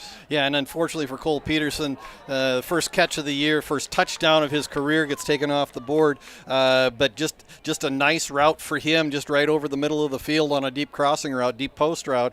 Keenholz waited for him to break, and then the Arrow defender fell down right as he was trying to make a play on the ball, and then it was just a foot race after that, and Cole Peterson's going to win that race every time because he's probably one of the fastest Governors on this team. All the way back to the Governor 39-yard line. First down here for Pierre. First and very, very long. 3 receivers to the far side. Kaiser, the lone receiver here on the near side. As a Keenol's design run up the middle. He'll get to the 45, crosses midfield, back to around the 49-yard line. So a gain of 12 for the Governors. They'll bring it out in second down and 12. So it was first and 24. He picked up half those yards back. Yeah, he got back just about all the penalty distances is what the net result of that first down play is. And so the Governors now actually have crossed the mid-stripe. They're in Arrow territory at the 49-yard line. And the way that this Governor quick strike, big play offense can operate, 2nd and 12 would be a problem for a lot of other teams. The Governors have shown that they can make these kinds of conversions. 2nd and 12, 8:15 to go. Keenol's back to pass. He'll throw down the far sideline and it will fall incomplete as he tried to get out there on that far sideline. And it was Trey Lewis, the intended receiver, and they'll bring up 3rd down and 12. And outside of course, Keenol's had that catch to Peterson, which would have been a touchdown, but was called off the board. Now Keenol's has technically missed his last 6 pass attempts. He's now 3 of 10 here this evening. So it'll be 3rd down and 12 from the 49-yard line inside Watertown territory. 8:12 left to go in the first half. Empty backfield for Keenol's again. He'll take the snap. He'll drop back. Now he'll step up in the pocket, trying to avoid a sack, and he will not be able to avoid it for very much longer as he is dropped by Ben Althoff, and it will bring out 4th down inside now Governor territory, and the Governors will have to punt the ball away. It will end up being a loss of 4 on Keenol's on the sack, and it will bring up 4th down, and the punting unit is out. Yeah, and the Governors actually went with 4 receivers on the far side, Merkwon on the near side, no tight end. So they only had the 5 offensive linemen. The Arrows only rushed 3, and then Althoff, the linebacker, ends up being the spy on Keenholz. And once Keenholz got some pressure from the outside on the edge, stepped up, tried to make a play with his feet, but Althoff brought him down. Keenholz with the punt. Holden will field it on the far sideline, looking to get to the sideline where he will be taken down. He was able to get a couple of extra yards on the tackle. And it will bring up 1st and 10 from around the 27-yard line or so for the Watertown Arrows. And they were able to avoid what could have been a disastrous series for Watertown because they were about to go down by 10. Instead, they were only down 17-14 after the touchdown was taken off the board. And it's 1st and 10 here for the Watertown Arrows from around the 27-yard line. Again, they have an opportunity with 7:25 to go in the first half to either tie or take the lead on this possession. Jet Zabel on the tackle on the punt return for the Governors, and he came off kind of a little bit gimpy, maybe holding a hand or a shoulder, and so we'll have to keep an eye on him and see if that's an issue for him the rest of this game. Norberg looking to avoid the sack. He does. He throws it off, and it will fall incomplete as the Governors nearly had an opportunity for a sack, as it was Gary Nedved that had the opportunity. Excuse me. Emmett Anderson on the rush for the Governors actually had Norberg wrapped up, but Norberg able to get away from the grasp of Emmett Anderson, and then just actually had a receiver off on the far side. Didn't see who it was, but actually ended up incomplete, and so the Arrows dodged another bullet. I mean, could have been a disastrous play where they would have taken a big loss back there. And the Governors are able to avoid what could have been a big gain for the Arrows as well if that catch was made. 2nd and 10 from the 27, 7:18 to go here in the first half. And they'll change the play. Norberg will look to the sideline. Pistol formation, 2 receivers on each side. Norberg will step up in the pocket, roll to his left, try to avoid the sack again. This time there's flags coming flying in, but Norberg is sacked as he went down by Chase Sarda. And it will bring up 2nd down, either 3rd down and long. We'll see what the flag is, and that spot is usually going to be a hold on the offense, but we'll wait to see what the flag is going to be, as it could be 3rd down and long, and you got to think that Steele and Lewis will decline the penalty if it is going to be on Watertown. And we'll have the official make the call, although we don't have it mic'd up, so we won't be able to hear the call. We'll tell you what it is here in a moment as he continues to walk his way here to the near sideline. It will be on the Watertown Arrows. Both penalties were on the Watertown Arrows, so it'll bring up 3rd down and very long, and the sack will count for Chase Sarda. And it'll be a 3rd down from all the way around the 20-yard line or so. And the Governors will have an opportunity to get off the field here on a quick 3-and-out for Watertown. But don't be surprised here, Cole Holden, and the big plays that the Watertown Arrows have. It's 3rd down and 16, a loss of 6 for Norberg on that sack. Pistol formation. Norberg will look over the middle. Now he'll look to the near side, throws over the middle for Holden. He'll make the catch, and that's a big 1st down grab as Jaden Weeby made the tackle, but it will be all the way out to the 40-yard line now in favor of the Watertown Arrows as they will quickly get up to the line. Yeah, Holden in single coverage out here, man-on-man coverage with Weeby, and just ran a double move on Weeby, was able to cut it back into the middle, and Norberg was looking for him as soon as he got the ball, and a big play for the Arrows. So it is a gain of 41 for Holden, and Spatz will get the carry for a gain of about 2. And he's now got just 12 yards on 5 carries, but Norberg is now over 200 yards, 206 yards now for Norberg, a 10 of 16 passing here in the first half for the Watertown Arrow quarterback with 6:35 to go in the first half. 2nd and we'll call it 2nd and 8 from the 37-yard line, 36-yard line. As from the pistol formation, Norberg looking to throw again. Holden had a hitch route, and that will fall incomplete. And he had stopped his way out of 5 yards down the field, and Norberg let it fly. Just try to show how big of an arm that Norberg has. Well, what happened was he was catching a full-out rush. I think the Governors were bringing at least 2, if not 3 linebackers on a blitz, and Holden broke the pattern off, thinking that Norberg was gonna throw it earlier than what he did, and Norberg, in the face of about three Governor defenders, just tried to get rid of the ball and threw it far over Holden's head. Norberg now will roll to his right, pointing downfield. He'll throw it, and it will be behind both receivers. And it was Jaden Weeby who actually had the opportunity to make an interception, but it dropped right in front of him. And it'll bring up 3rd down and 10 as Norberg missed both those receivers that were behind both those receivers. Yeah, and Norberg flushed out of the pocket again. He keeps the play alive. Keeps the play alive as he comes to the near side. Had Dingser short on the sideline. Had Holden a little deeper, but ball just fell incomplete. Actually, Jaden Wiebe was the closest one to the ball, but when it actually hit the turf, and so. The Arrows are going to go for it here with the ball at the Governor 36-yard line. They're at 4th and 8 here with 6:13 to go. The Governor's leading 17-14.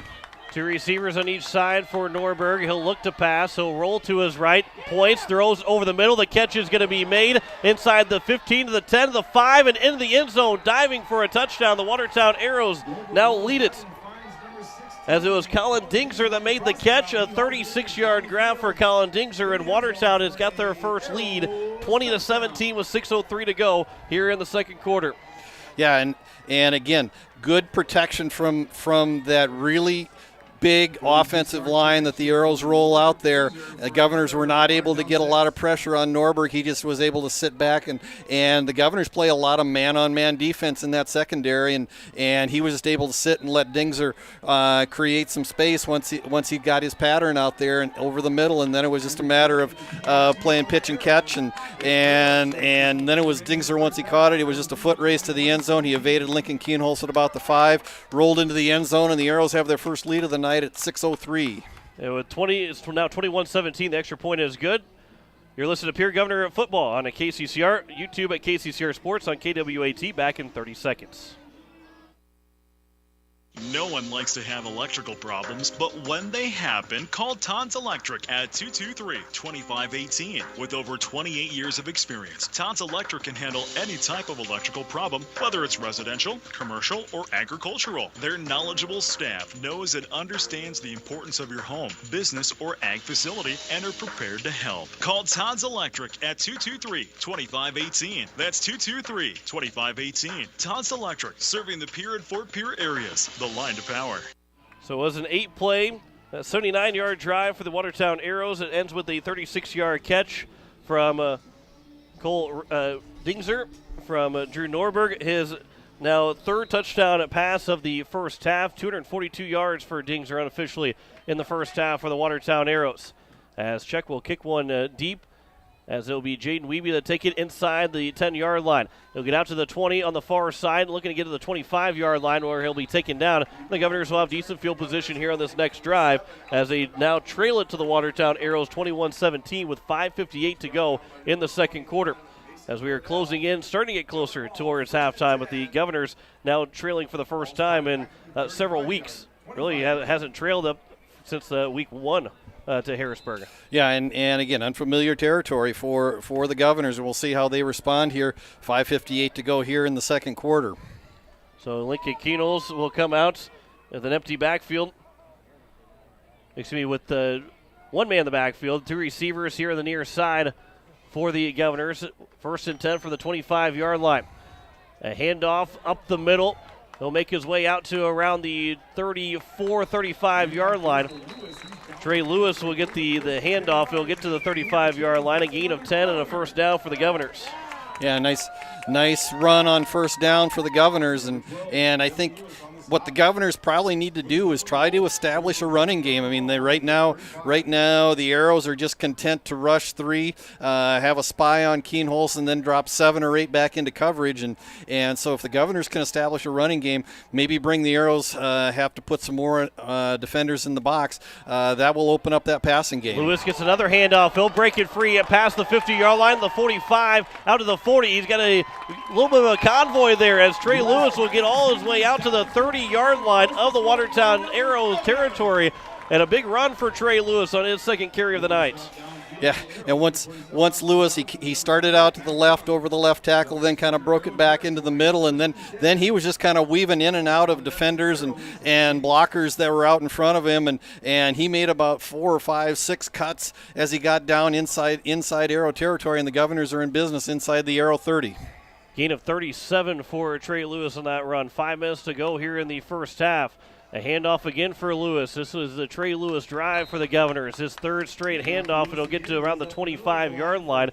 A gain of about, we'll call it a gain of 4 to the 24 for Trey Lewis. And it'll bring up second down at 6. 51 yards now rushing all in this drive here for Trey Lewis. 4:40 to go here in the first half. 2nd and 6 from the Watertown 24-yard line. Again, Trey Lewis just kind of making his way into the lineup. Had dealt with a knee injury during the baseball season that sidelined him for the first half of the football season.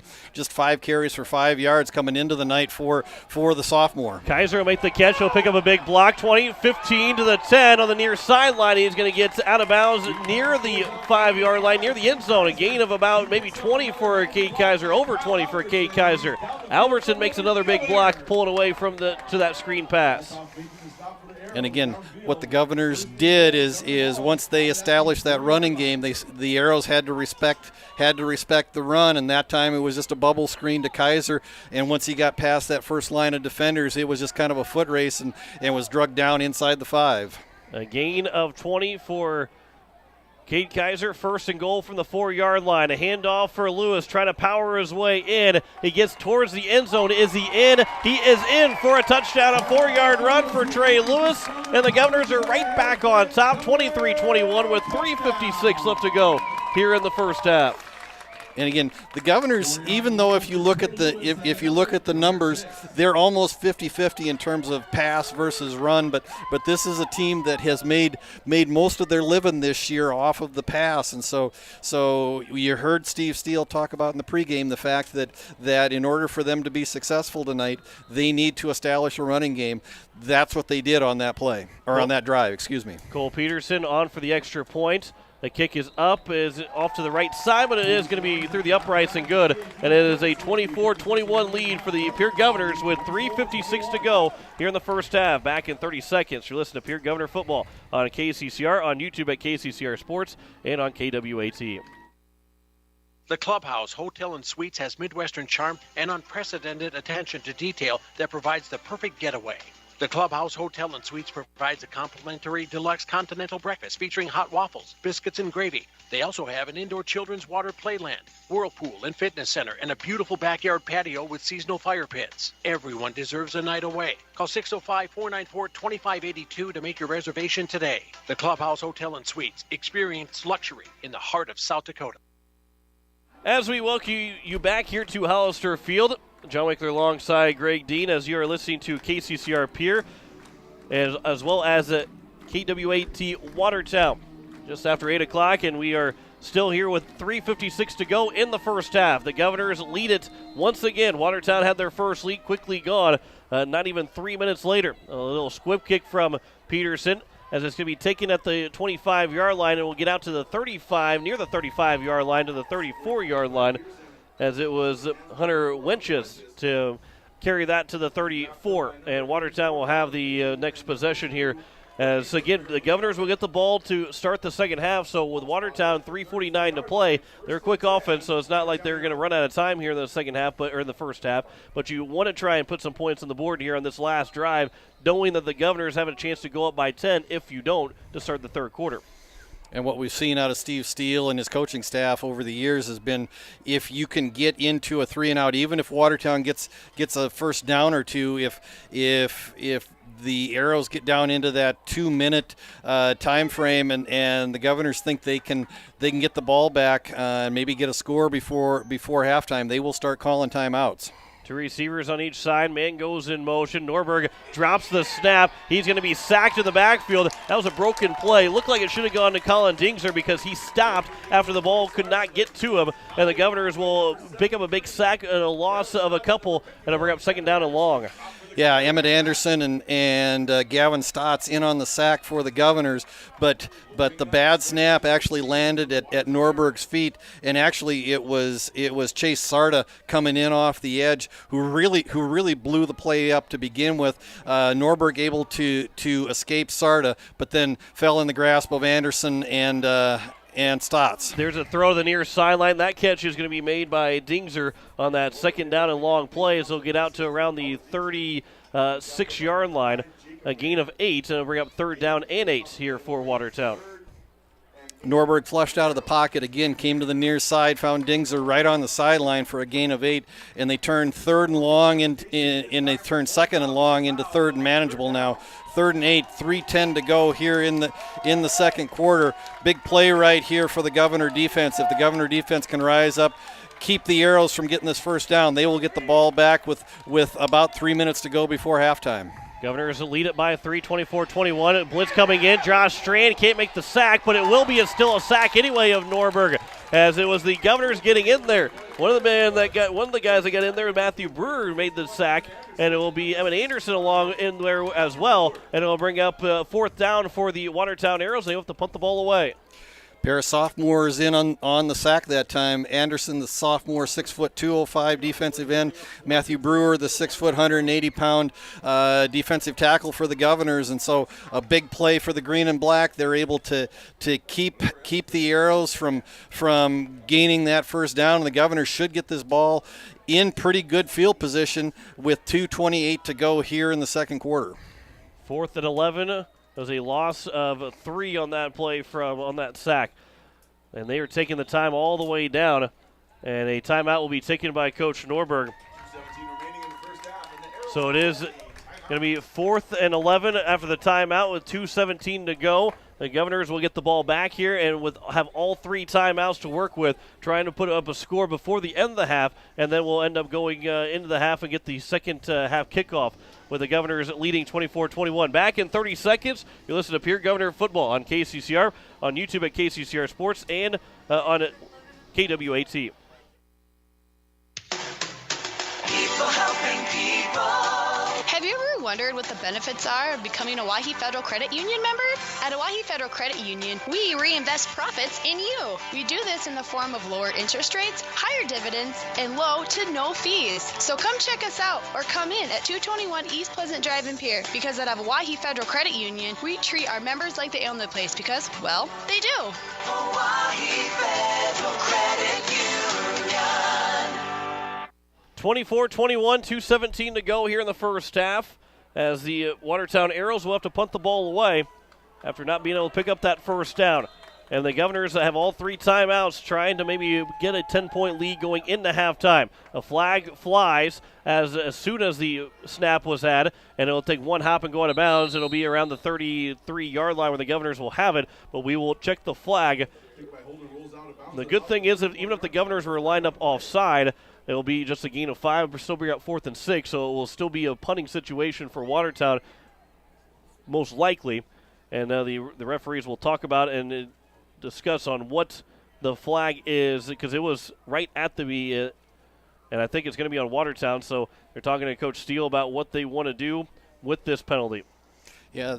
The Governors, if they decline it, will take the ball on their own 31, or they will make Watertown re-kick, and that looks like what they will probably make Watertown do is make them re-kick, which will force the Arrows to kick from their own 31-yard line. A good punt from Cole Holden, probably his best punt of the night. But again, a little bit of a double-edged sword here. If the Governors potentially could get the ball in better field position by making the Arrows re-kick, you take a little more time off the clock. But again, we've already seen Holden run the ball once tonight out of this punt formation, so you put yourself in a situation where you got to defend and make sure that he actually does kick the ball here with 2:10 to go right before halftime. So they will back him up 6 yards inside the 30-yard line now, and will punt the ball again. Illegal formation by the Watertown Arrows. So a loss of 5 on that penalty, and they'll bring up 4th and around 15 for the 30-yard line. And now Cole Holden again will kick this one away. And Jaden Wiebe will field at the 35-yard line to the 40. And then he will find the turf monster and have his way down to the 46-yard line. A flag is in at the end of the play. And we'll wait to see now what that call is. It looks like that will probably end up being on the Pierre Governors, with the flag coming in right before Jaden Wiebe got to the ground. So it'll be with 2:02 to go. The Governors will have the ball at some point, somewhere inside their own territory. It is a hold on the Governors, and it will bring up 1st and 10, and they'll go from the 47 back to the 37. So really, you gained about 4 yards in total off the penalty. So it turns into you only had a loss of one after you've taken or I guess a gain of one or so after the penalty. So everything kind of worked out. Still at the 37-yard line, 2:02 to go here in the first half. Two receivers here on the near side. Pistol formation. Keenholz will drop back to pass. Looking for a screen pass. Avoids a sack. Knocks the ball away. The ball's on the ground, and Watertown's going to get to it. Keenholz had the ball knocked away. He was able to bat it in front of a couple defenders, but he couldn't get back to the ball in time as Devin Lewis falls on top of it, and Watertown will now have it inside Pierre Governor territory, and a big mistake from the Pierre Governors that we haven't really seen very often from this team offensively. Yeah, the Governors only have just a couple of fumbles on the year and just the one interception.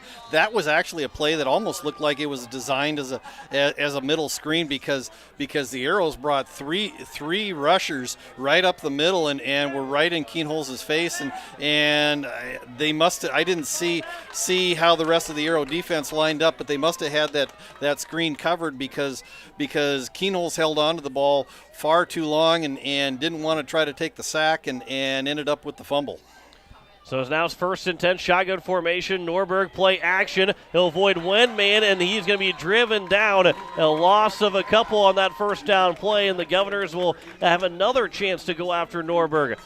As it was Gavin Stotson there, and I believe it also was number 73, Gavin Stotts, back to the 39-yard line. Yeah. Dre Burnt also in on the sack for the Governors, but again, clock running 1:27. The Arrows got 2 timeouts in their pocket right now. A loss of 5 on that play. 2nd and 15 for the 39. Norberg looking to throw down the field. It's up in the air, and the catch is going to be bobbled and caught by Cole Holden. Another touchdown. Jaden Wiebe with some excellent coverage, but a 39-yard pass from Norberg to Holden, and Watertown is back on top with 1:14 to go here in the first half. And the Arrows make the Governors pay for the fumble inside the 2-minute mark, and 39 yards later with 1:14 to go right before halftime, the Arrows take the lead back, and they're now up 27-24 pending the extra point. So it's a 2-play, 34-yard drive with a 39-yard catch from Cole Holden, his now 3rd of the day, and it is going to be a extra point that is good. 28-24. Watertown leads over the Pierre Governors with 1:14 to go in the first half. Back in 30 seconds. You're listening to Pierre Governor Football on KCCR, on YouTube at KCCR Sports, and in Watertown at KWAT. First United Methodist Church would like to take this time to wish the Pierre Governors great success in this sports season.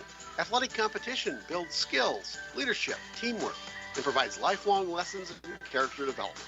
I'm Pastor Greg, and I invite you to join us for meaningful worship, personal growth, and compassionate fellowship. For a list of worship times and upcoming events, visit our website, pierrefirstumc.org, or our Facebook page, Pierre First United Methodist Church. As we welcome you back here, it is 28-24. The Governors down by 4 to the Watertown Arrows. John Wickler alongside Greg Dean, as now the Governors with 1:14 left, still have all 3 timeouts, but what looked like they were potentially going to be able to go in the halftime with the lead. Now we'll have to score to try and make sure that they have the lead at halftime. Yeah, and what the Arrows have done a nice job of so far tonight is we talked about the fact that the Governors do a lot of man-on-man, one-on-one coverage, and that offensive line, that really big offensive line that the Arrows have has really done a nice job of protecting at least Drew Norberg when he's had time. When the Governors have been able to put some pressure on him, it's only because they've been able to bring some linebackers from some different angles. So it will be checked to kick things off from left to right. It's a low line drive kick that will go a couple hops into the end zone and out for a touchback. That was close to the sideline going out of play, but the Watertown Arrows catch the break, and it's going to be 1st and 10 from the 20-yard line instead of a penalty on the Watertown Arrows. 1:14 left to go here in the first half. Governors, they're down 28-24. Lincoln Keenholz fumbled the last play for the Governors, trying to set up a screen pass that did not work out for Pierre. And now they've got to go down the field with 1:14 to go. All 3 timeouts still. They're looking to find a way to get the lead back going into halftime because they will get the ball to start the second half. The last thing you want to do, and with 1:14 left, is turn the ball over. So at the very least, you want to go in the locker room without any points. You want to take the lead As there's a pass to the near side. The catch is going to be made by Wiebe. He'll slip through 3 now tacklers. He'll drive his way past a 4th tackler, and he's going to get out of bounds to save one of those timeouts as he gets all the way out to the 38-yard line. A gain of hard 18 for Jaden Wiebe on this first catch of the night. Yeah, and just a route to Wiebe in the near flat, and once he made the catch, he just had it all. That was a play that he made all on his own. He caught the ball about 2 yards past the line of scrimmage. He made 16 yards all on his own, going through about 4 arrows. 2 receivers on the far side here for the Governors. Empty backfield for Lincoln Keenel. So look to pass, steps up in the pocket. He's going to be hit as he gets to the line of scrimmage. He's going to go down around the 40-yard line. They're going to call it a gain of 1, and it is a timeout taken by Coach Steele. His first of the half. It'll be 2nd down and 9 with a gain of, I'll call it 2nd down and 8 with a gain of 2 for Keenels, who has 98 yards rushing for Pierre, 129 yards passing. But you look on the other side for Drew Norberg. He's almost got 300 yards passing in the first half, 289 yards and 4 touchdown throws for the Watertown quarterback.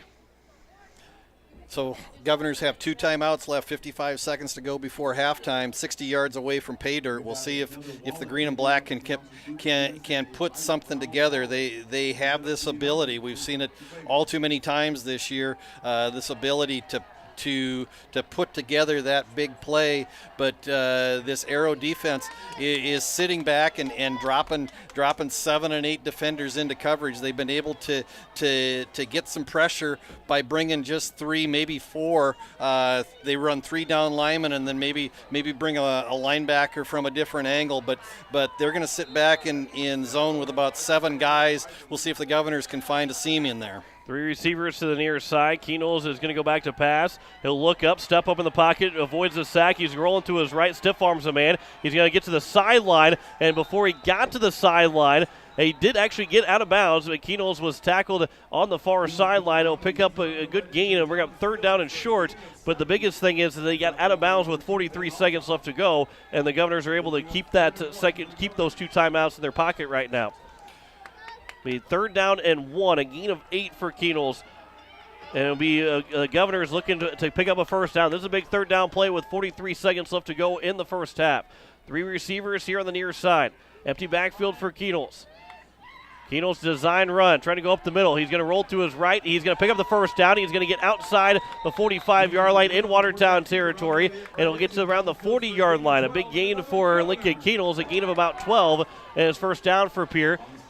And I believe he got out of bounds again, so the clock will now start with 35 seconds to go and counting. Clock start momentarily as the first down sticks reset. And so it'll be now 1st and 10.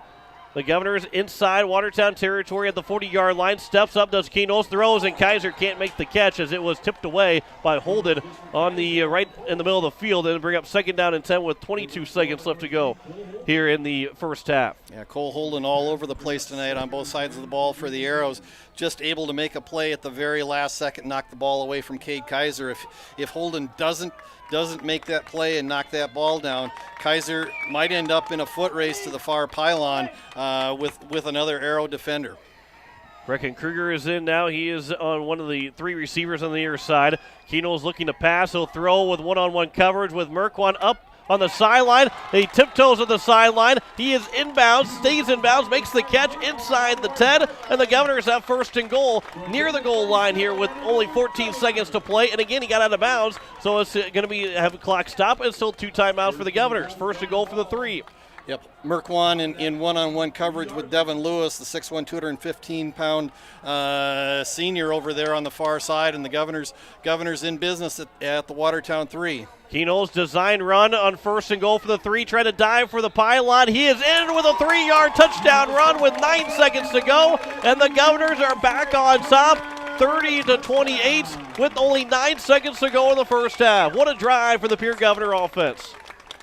Yeah, and just some big plays. We talked about it a minute ago, the fact that this Governor offense has that big play capability. They go 60 yards in the last section of that drive in about 45 seconds, punch it in, and the Governors likely will go into the locker room leading at halftime.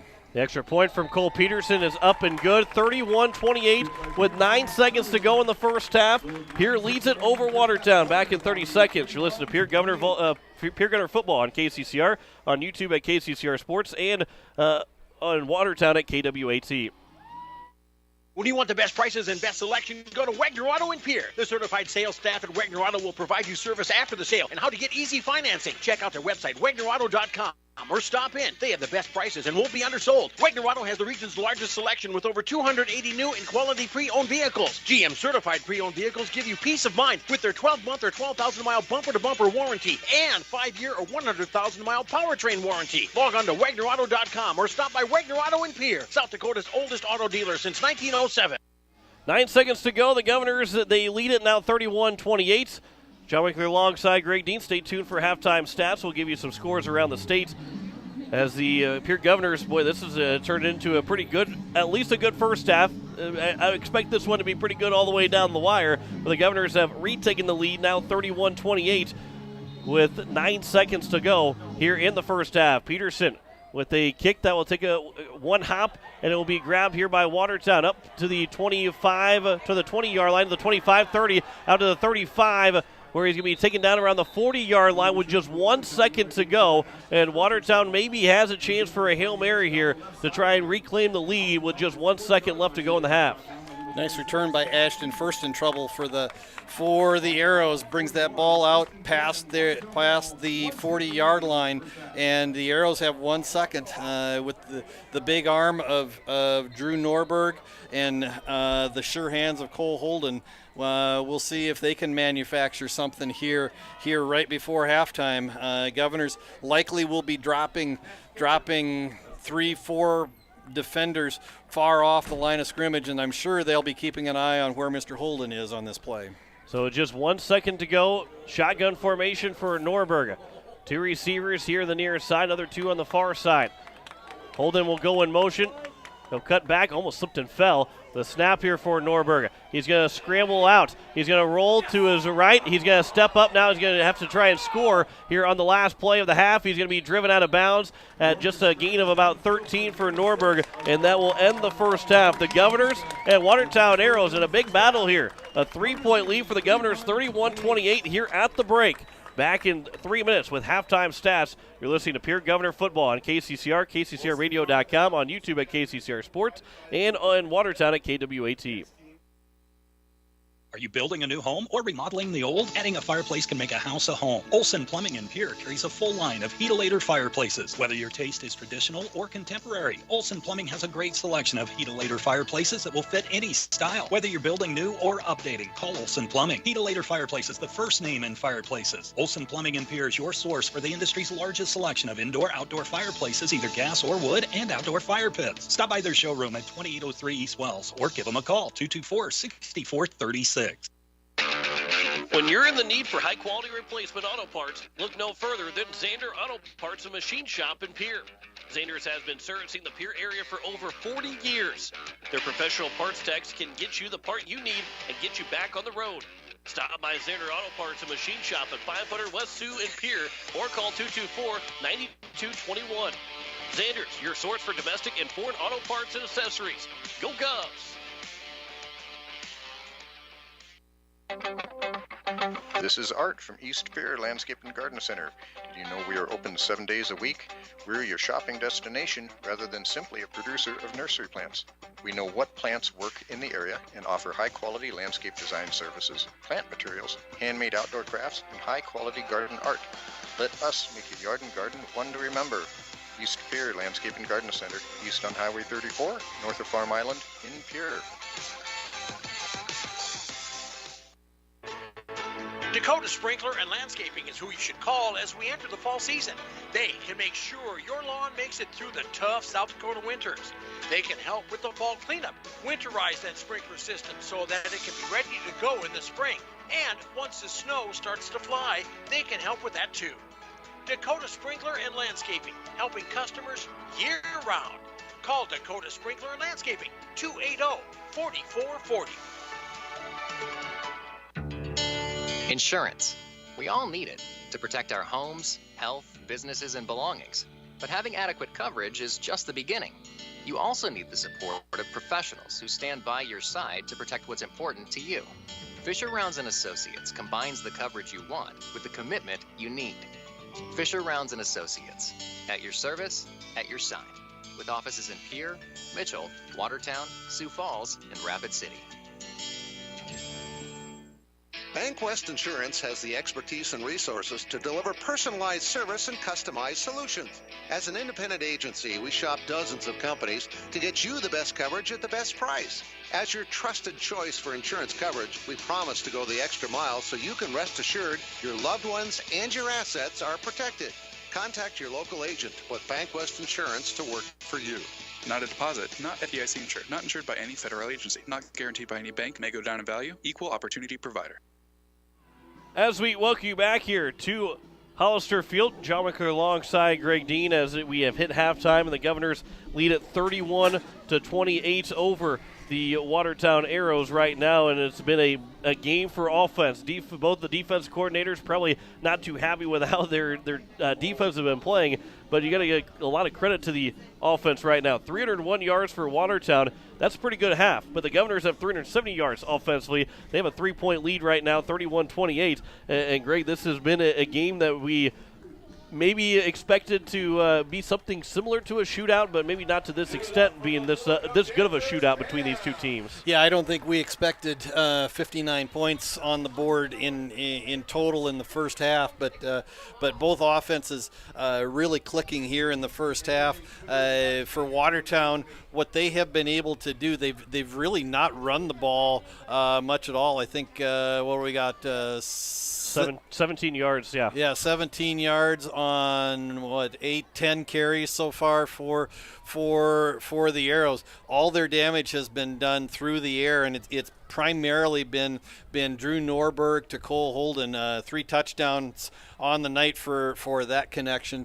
And for the Governors, it started out Keen Holes to Matthew Hansen with a pair of touchdowns early on in the first quarter, and then that Arrow defense kind of began to rise up a little bit and kind of stymied the Governors for a little bit until late in that second quarter. The Governors were able to get a couple of running touchdowns, something we haven't seen a lot of so far this year. So far, just 6 rushing touchdowns on the year, but the Governors were able to get a couple of rushing touchdowns in the last 4 minutes, one from Trey Lewis and one from Lincoln Keenholes.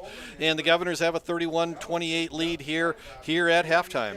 And it started out with the Watertown Arrows having to put the ball away just 4 plays into their first drive, and then the Governors scored with 9:10 left to go in the first quarter. A 5-play, 20-yard catch from Matt Hansen that made it a 7-0 lead for the Pierre Governors. Watertown then scored with 6 minutes to play, 9-play, 75-yard drive. That was a 36-yard catch from Cole Holden, first of many from Holden so far. 5:41 left to go in the first quarter. 1-play drive. That was the very next play. 68-yard catch from Matt Hansen again to go up 14-7. Watertown then with 4:27 to go in the first quarter, with a 3-play, 64-yard drive and a 50-yard catch from Cole Holden again. Then the Pierre Governors got a 5-play drive, which ended with a 27-yard field goal from Cole Peterson to give them a 17-14 lead. Watertown took their first lead with 6:03 to go in the first half. 8-play, 79-yard drive, a 36-yard catch, and with 30, that was from Dingzer that gave them their first lead. And then Pierre scored right back again. 5-play, 75-yard drive, a 4-yard touchdown run from Trey Lewis. 1:14 to go. Watertown took it over after a turnover from the Governors. 2-play, 34-yard drive, and a 39-yard catch after a penalty. A 39-yard catch from Cole Holden again. His third touchdown reception to go up 28-24. And then Pierre with 9 seconds left. They had a 7-play drive that took 1 minute and 5 seconds on a 7-play drive, 7-play 80-yard drive, a 3-yard rush from Lincoln Keenholes, and that gave the Governors a 31-28 lead here at the break. There's a lot of stats to get to, but we will get to those here in just a moment. We're going to step aside for another 3 minutes. You're listening to Pierre Governor Football on KCCR, on YouTube at KCCR Sports, and in Watertown on at KWAT. All Pro Towing and Repair offers 24/7 light, medium, and heavy towing, jump starts, lockouts, roadside assistance, and recovery. The All-Pro Towing and Repair team of professionals offers prompt, courteous, and top-notch services to Central South Dakota. If you find yourself in need of a tow, jump, or lockout, contact All-Pro Towing and Repair, 605-669-2075. That's 605-669-2075. Pictures are memories we want to last forever. For those special times, call Bridget M. Photography, a unique boutique photography studio offering family portraits, children, seniors, and even your pets. They're available for weddings, commercial events, and sports photography. Stop in and visit their studio in Pierre or look over their website at bridgetmphoto.com. Pictures and memories that will last forever. From Bridget M. Photography in Pierre. Building a home. It's the biggest investment most of us make in a lifetime. Not to mention it's a decision that, well, you pretty much live with day and night. The quality of the workmanship stares back at you like a reflection. It also affects the value of your investment. Choosing the right contractor is critical. Kruger Contracting is that contractor. Call 222-2523. Quality workmanship and materials completed on time. Kruger Contracting. In a word, quality. Call 222-2523. Sioux Nation in Fort Pierre is a proud supporter of area athletes and their fans. Sioux Nation of Fort Pierre knows it takes hard work to achieve success in sports and the support of great people. That's why Sioux Nation of Fort Pierre is the place for all of your feed, seed, animal health, and grilling needs. They work hard for the community and are thankful for the support of their great customers. Visit Sioux Nation in Fort Pierre, 504 Deadwood Street. Sioux Nation supports area athletes. Looking for your next new or used car, truck, or SUV? Then go no further than the comfort of your own home. Shop online at lambmotor.com. On lambmotor.com, you'll find the vehicles Lambs has in stock. You can schedule a test drive or your vehicle's next tune-up, all online.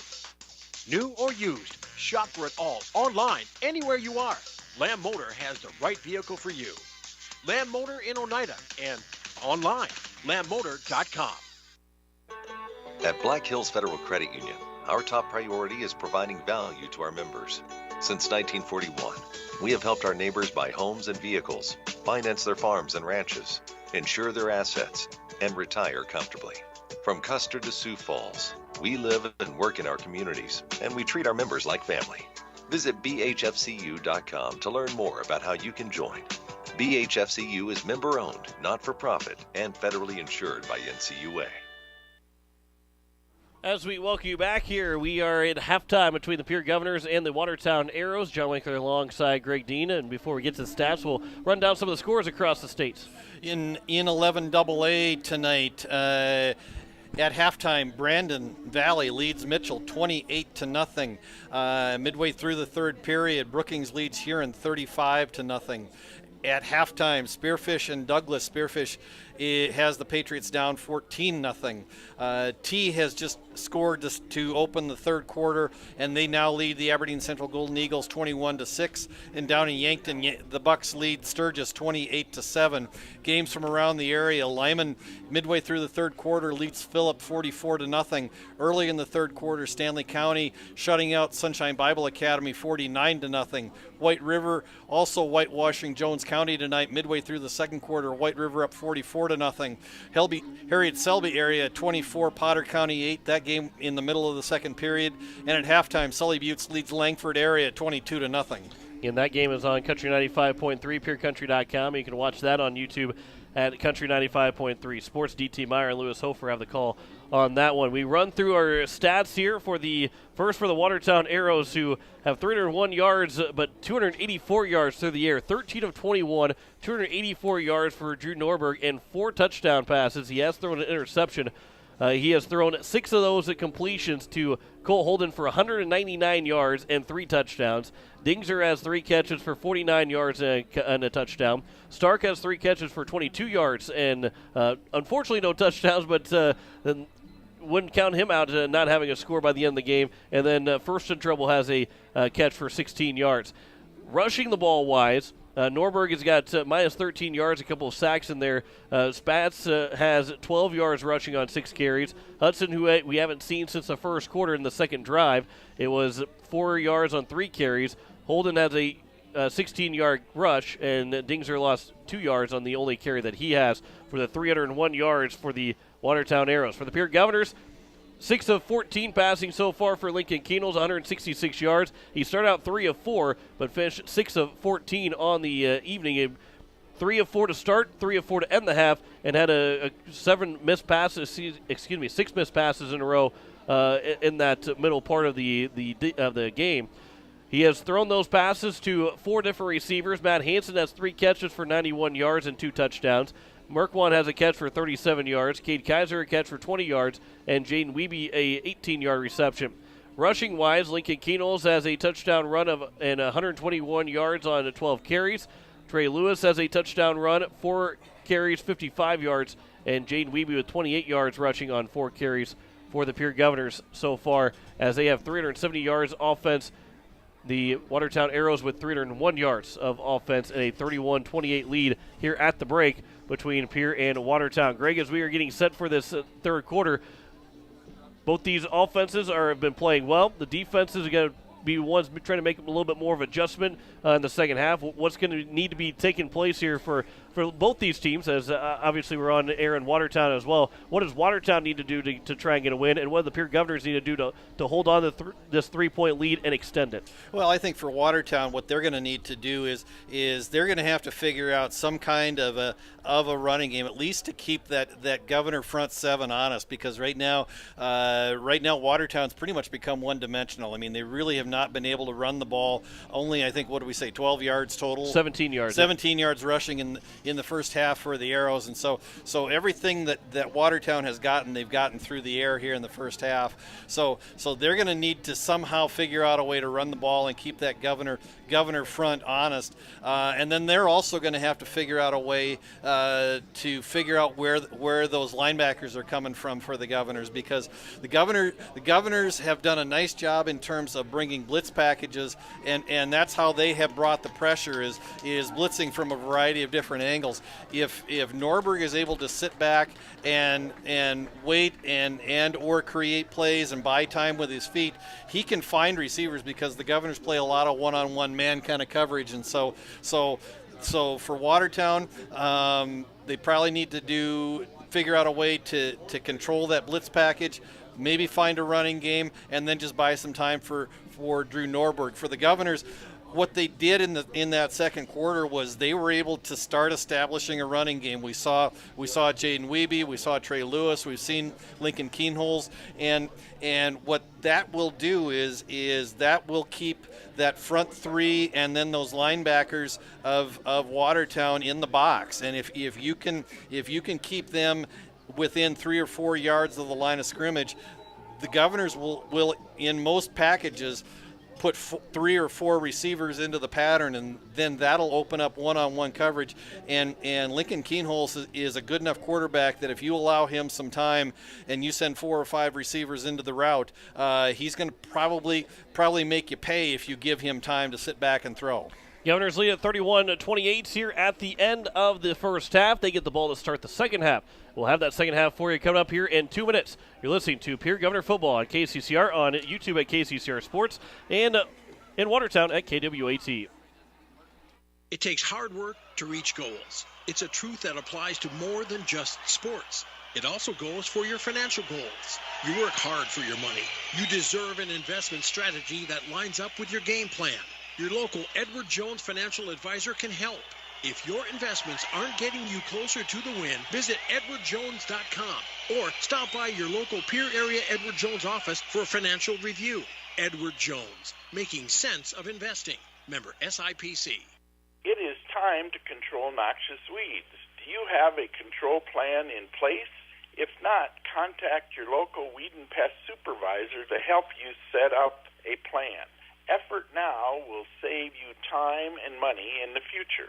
This is Paul Johnson, South Dakota State University Extension Weed Science Coordinator, asking for your support to get this statewide noxious weed problem under control. When a disaster damages your home or business, you need immediate support from experts you can count on. Service Master is there for your burst and leaking pipes, basement flooding, drying and dehumidification, roof leaks and failures, carpet and upholstery. We know your situation is unique. That's why we give every type of damage in every building the individual attention of certified experts who have the real-world experience to come up with the best solution. No type of damage is too big or too small for us to handle. We're standing by 24/7. Call Service Master 844-902-2938. At Shane's Pharmacy, your health care is important, and Shane wants to be the pharmacist to take care of you. Shane's Pharmacy will make sure your prescriptions are filled in a timely manner, they will answer your questions, and they will even deliver to your home or office. Call 223-9200. Shane's Pharmacy, the pharmacy you know and trust. The number again is 223-9200. Shane's Pharmacy in Fort Pierre, proud to support high school athletics.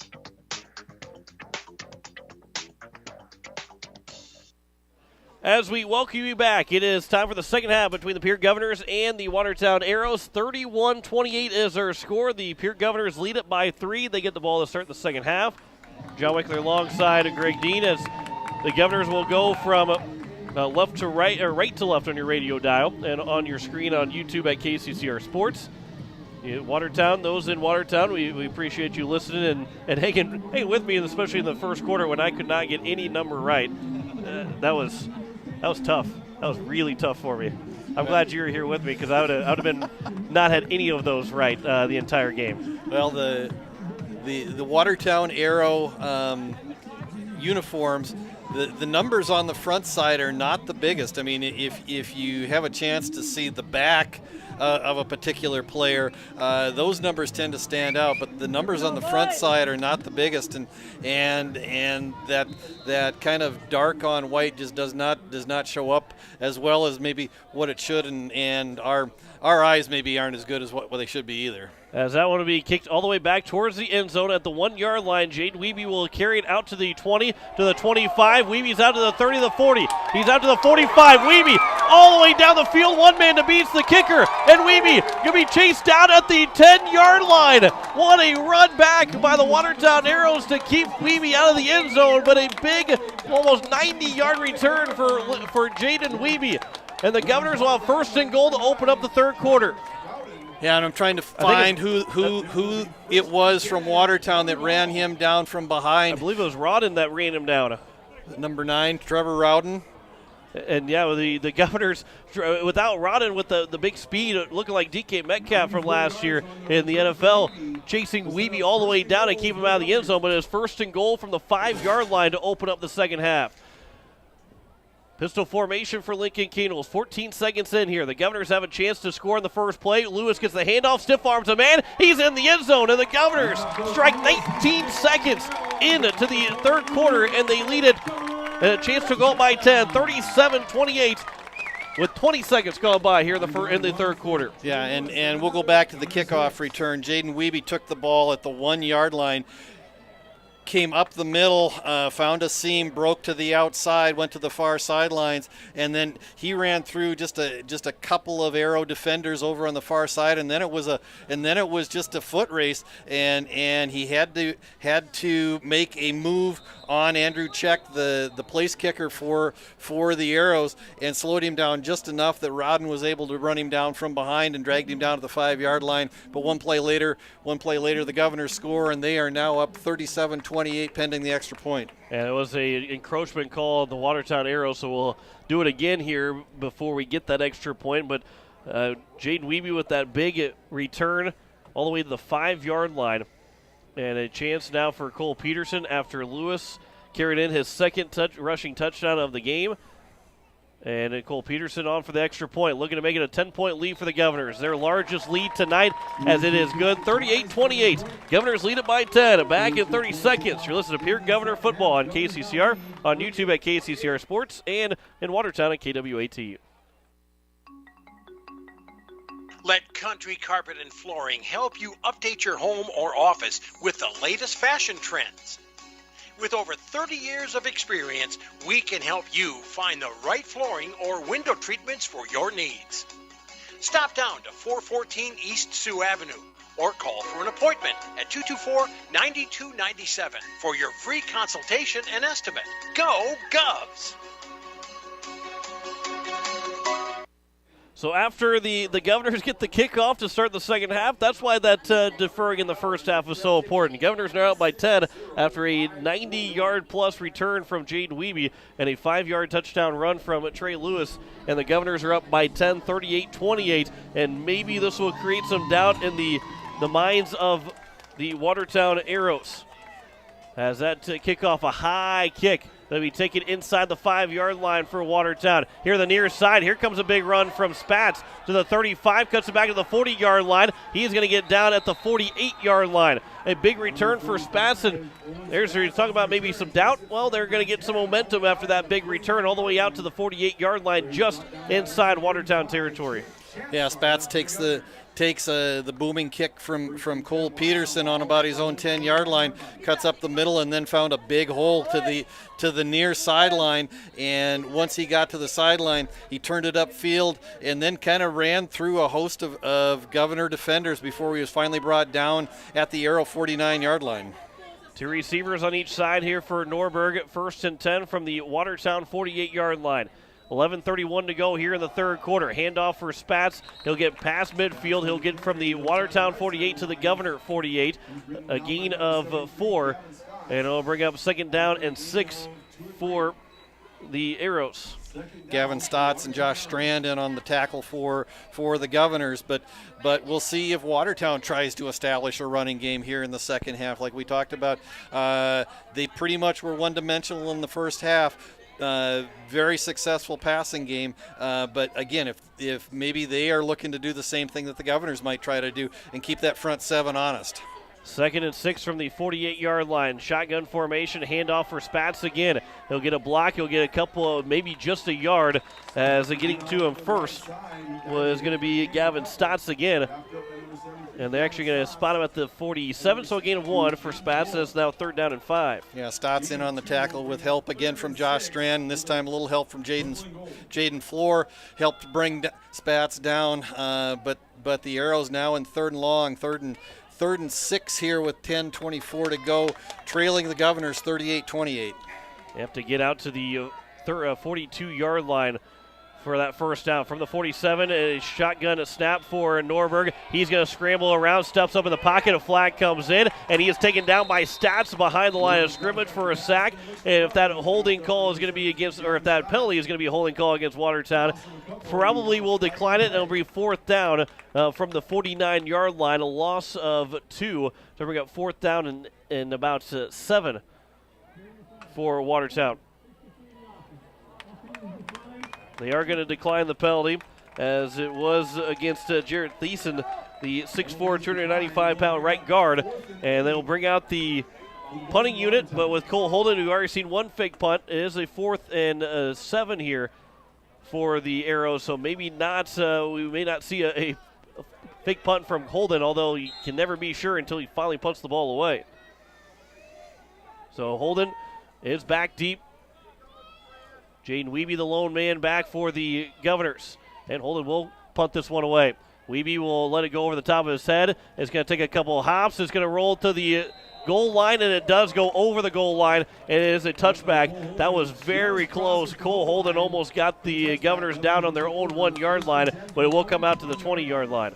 Yeah, and Ashton first in trouble, trailing the play for the Arrows, and he just was unable to track that ball down before it rolled over the goal line and went in for the touchback. And so the Governors catch a break. They will put the ball in play at their own 20-yard line after the touchback. 9:58 to go here in the third quarter, up 10, 38-28. It'll be pistol formation here for the Governors. 2 receivers to the far side. Merkwan, the lone receiver here on the near side. A handoff for Lewis. He's going to cut it here to the near sideline. He slips through a couple of tacklers along with the block from Merkwan. Excuse me, from Zabel. And Lewis will pick up about 8 yards to the 28-yard line, 2nd and 2. Yeah, nice run from Lewis as he got to the edge. Started to cut it up field, and then that nice block from Jet Zabel was able to spring him and got him an extra couple of yards, and the Governors are now in 2nd and short. Three receivers here on the near side. 2nd and 2. 9:25 to go in the third quarter. Governors lead it by 10, 38-28. Lone one receiver to the far sideline. That's Merquan. Keno's will look that way. He'll throw it downfield looking for Merquan over the top, and it's going to fall incomplete as it was batted down by Holden, and it will bring up, by Spatz, and it will bring up, one more time. I'll try it one more time. 16. Dingser that was able to knock that one away, and it will bring up 3rd down and 2. Not a bad look there from the Governors because at 2nd down and 2 or 3rd down and 2, you feel comfortable to pick it up if you don't get that long throw down the field. It was a good time to take that shot. 3 receivers on the far side. Keenels trying to get the arrows to jump across the line of scrimmage. Pistol formation, 9:13 to go here in the third quarter. 3rd down and 2 from the Governor 28-yard line. Keenels looking for a pitch. He'll throw it over to Lewis. He's got enough for a 1st down. He's past the 30-yard line. A flag will come in at the very end of the play. And it looks like it might be on a Kaiser because the flag comes flying in and it lands right next to the feet of Cade Kaiser. And he gets to the 34-yard line, does Lewis. A gain of 6 as it stands right now. Well, it looks like that one will be coming back. And we'll wait to see what the official has on the call. The Governors are starting to move back right now. So it'll be 3rd down still here for the Governors. So it was a hold on Cade Kaiser, 10 yards back, and it'll bring up 3rd down and 8. So it's still manageable here for the Governors. Not as big as it could have been on a holding call. But it'll be 3rd down and 8 from about the 22-yard line. So a tough break there for Pierre, but they still have an opportunity to pick up another 1st down with 9:02 to go here in the third quarter. Keenels will take the snap with an empty backfield, steps up in the pocket, throws downfield, looking for Merquan, overthrows Jack Merquan, and it will fall incomplete. But Dingser in cover again, and it'll be a 4th down and 8, and the Governors will have to punt the ball away. Yeah, and a replica of that play two plays ago where they just set Merquan on a go route right down the far sideline, and Dingser step for step with him, but at the very last, Merquan able to gain just a little bit of separation, got a couple of steps, and unfortunately for the Governors, ball just overthrown, and the Governors are going to be forced to punt here with 8:51 to go in the third period, up 10, 38-28. So from their own 22, it'll be a punt here for Lincoln Keenels. And it will be blocked all the way back towards the 10-yard line. It'll be grabbed by the Arrows, and it will be 1st and goal for Watertown. And the Arrows have an opportunity to draw right back in with one score as Etrium made the block, and it's going to be 1st and goal now for Watertown. And we talked about earlier tonight how the Arrows have been able to get pressure on the Governor kickers. We've seen it with the point after touchdown where they've gotten pressured. They've already blocked a field goal from Cole Peterson that time. Lincoln Keenholz goes off to the right side in the rugby-style kick. Actually had a couple of arrows right in his face. Etrim was able to block it, and now the Arrows take over at the Governor 8-yard line. 1st and goal from the 8. The Governor's looking for a big defensive stand here, a big goal line stand. Norberg will hand off for Spatz at the line of scrimmage. He'll dive forward, pick up a yard or 2, and he'll bring up 2nd down and goal here for the Watertown Arrows with 8:30 to go in the third quarter. Yeah, just an inside handoff to Spatz, and Spatz, like we said, came into this game, not a lot of carries, just 16 carries coming into this game, but he's done a nice job in relief of Jaden Hudson. Spatz again with the run. He'll cut it back, and he'll get in the end zone with a 6-yard touchdown run, and Spatz has got the Watertown Arrows back within one score, 38-34, an extra point away from making it a field goal game. Yeah, and a nice job by the Arrow offensive line over the left side, and Spatz had a big hole over there, and once he was able to get into the second level, then he just kind of backed his way into the end zone. With 8:15 left to go, the Governors now maybe having just a 3-point lead again. The extra point is up, and it is going to be good. So it is 38-35 with 8:15 to go here in the third quarter. Back in 30 seconds, you're listening to Pierre Governor Football on KCCR, on YouTube at KCCR Sports, and in Watertown at KWAT. This fall, sip on a warm, soothing apple cider and bathe in the radiance of the changing colors before you smash that hot mug on the driveway and join First Dakota to bank some noise for fall sports. Stop for goal line stands, holler for a game-winning ace, and go berserk for a chip in from the rough. Let's give the home team all we've got. Bank some noise with us at First Dakota National Bank. Open a new account online today at firstdakota.com, member FDIC. It is now 38-35. The Governors, they lead it by just 3 with 8:15 to go here in the third quarter. 2-play, 8-yard drive, 6-yard rush from Spats, his first touchdown of the night. 25 yards now on 9 carries for Spats, who has taken over for Juven Hudson, who don't have an injury update, but we assume that it isn't some kind of an injury that Hudson has not been able to play since the second drive of the first quarter. As Czech will look to kick it deep with a 3-point lead for the Pierre Governors. And will be out Jaden Wiebe again near the goal line, will make the catch.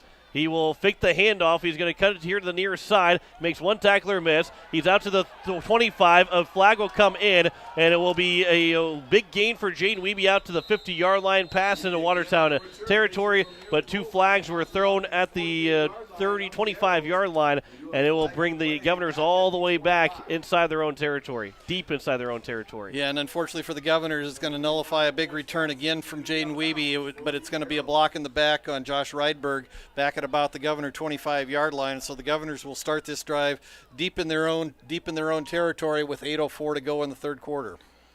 So that penalty will back up the Governors.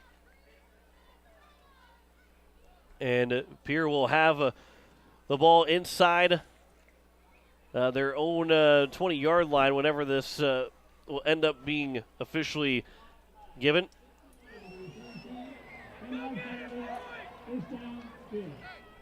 So again, it'll be a block in the back called on the Governors on the kickoff return. So it'll be 1st and 10 with 8:04 to go here in the third quarter. Governors lead at 38-35. And they're going to go all the way back to the 16-yard line is where Pierre will have the ball here in the next drive. They had a blocked punt their last time. They had a 3rd down and 2, and penalties can be a key in this game as it is in a lot of games, but a 3rd down and 2, the Governors picked it up, got called back for holding, didn't pick up that 3rd down and end up having the punt blocked. So now they lead it by just 3. Keno's empty backfield. He's going to stutter step at the line of scrimmage after he got the snap. He gets out to the 31-yard line before he is driven down at the 34-yard line. A gain of 18 yards for Lincoln Keno's in that first down run, and the Governors have it 1st and 10. Yeah, the Arrows brought 2 linebackers right up the middle on that play, and so I don't know if that was a designed run or not, but Keenholz just stepped up once he saw those 2 blitzing linebackers and just ran away from him, got to the edge on the near side, and got the first down. So 1st and 10, it is going to be a handoff for Lewis again as he'll get himself past the 45-yard line. And Trey Lewis having himself a pretty good game here with over now 70 yards rushing, a gain of about maybe 12, and we'll call it a gain of 12 for Trey Lewis out to the 48-yard line. And actually it would be about a gain of 13 or 14 for Lewis. He's got over 80 yards now rushing. He's closing in on a triple-digit day rushing, his first of his career. 1st and 10 from the Governor 48. Lewis gets the handoff. He's at the 50-yard line. He's driven down at the Watertown 48-yard line. A gain of 4 for Trey Lewis. Trey Lewis, again, we said earlier, kind of seeing his first extended action of the year. Had a knee injury early on in the baseball season, took him out of commission for about 4 or 5 months. We started seeing him back on the field a couple of weeks ago. He is now playing in substitute of Brock Mosier, who had been manning that running back position for the Governors through the first half of the year. Play action. Keenholz rolls to his right. Still looking down the field. Now he's going to take off, looking for the first down. He gets out of bounds just around the first down marker, and I think he's going to have enough for a first down. A big run there for Lincoln Keenholz and a good awareness of where the chains are at. It was from the 49-yard line. He'll get to the 40, a gain of 9 on 2nd down and 6. And we've talked about Lincoln Kienholz's maturation as a runner, especially over the last couple of weeks.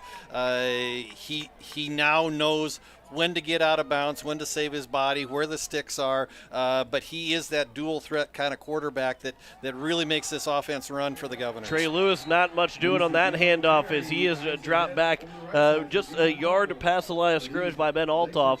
And it'll bring up second down and 9 from the 39-yard line. He's now up to 86 yards rushing is Trey Lewis. Second and 9 from the 39, 6:30 to go here in the third quarter, 38-35. Governors lead by 3 in a big 11 AA football game. Watertown moved from AAA down to AA this year, along with Aberdeen Central, team moving up to AA to make those 11 teams. As Lincoln Kienholz will look to his left. He's looking to pitch the ball. Never had the opening to do it with Lewis. And then Kienholz is thrown down at around the 38-yard line, maybe a gain of 1. And it'll bring up third down and 8 from the 38. And a big third down play for both these teams here with 6 minutes to go in the third quarter. Yeah, and the Arrows did a nice job stringing that option play out as they came to the near side, and Kienholz had both his pitchman Lewis covered up, and then the Arrows did a nice job shutting down any opportunity for him to cut it up the field, and he goes down after gaining just 1. Cole Peterson in for Jet Zabel. Third down and 8 from the 38. 4 receivers out to the right side. Merkwan, the lone receiver on the near side. Kienholz is going to get sacked as he's going to be dropped all the way back at the 49-yard line. There'll be a loss of 11 on that play, and the Governors now will have to punt the ball away again. And Watertown defense has shown up big here in this third quarter after that first opening drive. And when the Governors run Cole Peterson on, they take Jet Zabel off, and again that leaves the Governors with just 5 offensive linemen to give protection to Kienholz. And what Watertown has done in those kind of packages is they start bringing some pressure, and the Governors were not able to offer Kienholz enough protection, and he goes down with the sack. That big punt, that will be fielded at the 15-yard line. So it will be first and 10 for Watertown at their own 15 with 4:50 to go here in the third quarter. And for the Watertown Arrows, you were just down by 10 not too long ago. All of a sudden, you got an opportunity to even take the lead with a touchdown. It's a 38-35 game with 4:50 to go. As you are listening to KCCR Pierre, a Riverfront broadcasting station, along with KWAT Watertown. And we welcome those in listening on Watertown with the first and 10 from the 16-yard line.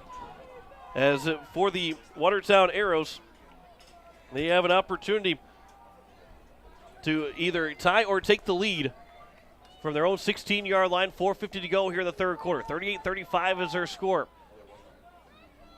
Shotgun formation, a quick pass to the near side. The catch is going to be made by Dingzer, and he's out to the 20. He fights off of a tackler, and it will go down around the 22, 23-yard line. An extra 3-4 yards there from Dingzer on that catch. Yeah, just a one-man bubble screen out here on the near side as the pass went to Dingzer, and Dingzer had a blocker out in front of him, and he was able to get about 3 or 4 yards after the catch, but then, like you said, John, was able to pick up about 3 or 4 yards after first contact. Second and 3, gain of 7 there from Dingzer. Another quick pass. The catch is going to be made over on the flat on the far side, and trying to break free through a tackler. He does, and it's going to be enough for a first down as he'll get out to around the 30-yard line. And it'll bring up first and 10 here for the Watertown Arrows.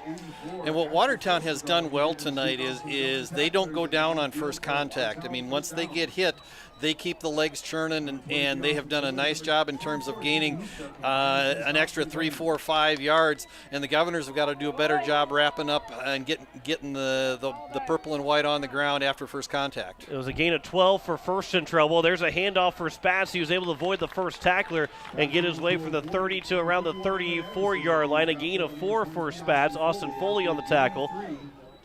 And it will bring up second down and 6. And again, the Arrows are doing just enough in the running game in this second half to keep the Governors' offense, and we'll see if that opens up some of the passing game for the Arrows here as we get down late in the third quarter. 3:25 left to go here in the third quarter. Governors still lead at 38-35. Another quick pass, screen pass. Dingser makes the catch here on the near side, but he is wrapped up immediately and will lose a yard or so to Jaden Wiebe on the tackle, and a good job there by Jaden Wiebe on a good open field tackle on Dingser coming into the near sideline. A loss of 1, and it brings up now 3rd down and 7. Yeah, and again, just these quick hitch routes on either side, and that time came to the near side to Dingser, but a nice open field tackle from Jaden Wiebe put Dingser on the ground right away. He didn't even get a chance to make a move, and now the Arrows are in 3rd and long, 3rd and 7 at their own 33-yard line. 2:40 to go here in the 3rd quarter. From the 33, man goes in motion. Norberg looking to pass. He'll throw. It's going to be behind Holden, and it's fallen incomplete. Lincoln Keenholz is in coverage. That's actually going to be for Trevor Rodden, was the man that was the intended target. So now it brings up 4th down, and the first time that Norberg has missed a pass in his last 8 chances. He was 7 for his last 7 leading up to that point. 6 for his last 6 leading up to that point. So now it'll be a punt here for the Watertown Arrows with 2:35 left to go here in the 3rd quarter. Yeah, and a nice stand by the Governors after the Governors gave up the ball on the punt, nursing this 3-point lead. The defense rises up and they'll get the ball back with 2:35 to go. That'll be a punt. Takes one hop. Jaden Wiebe takes it inside the 40-yard line, sidesteps one tackler, and then he's run down from behind at the 43-yard line. And the Governors are getting a huge defensive stand there. And now with 2:25 to go in the 3rd quarter, can go get that lead back up to 10 if they can score a touchdown. 1st and 10 for their own 43. And that was Andrew Check that punted the ball instead of Cole Holden, and Cole Holden goes both ways, both offense and defense. He is not on the field for the Arrows right now, so I kind of wonder if maybe Holden is dealing with some kind of an injury issue.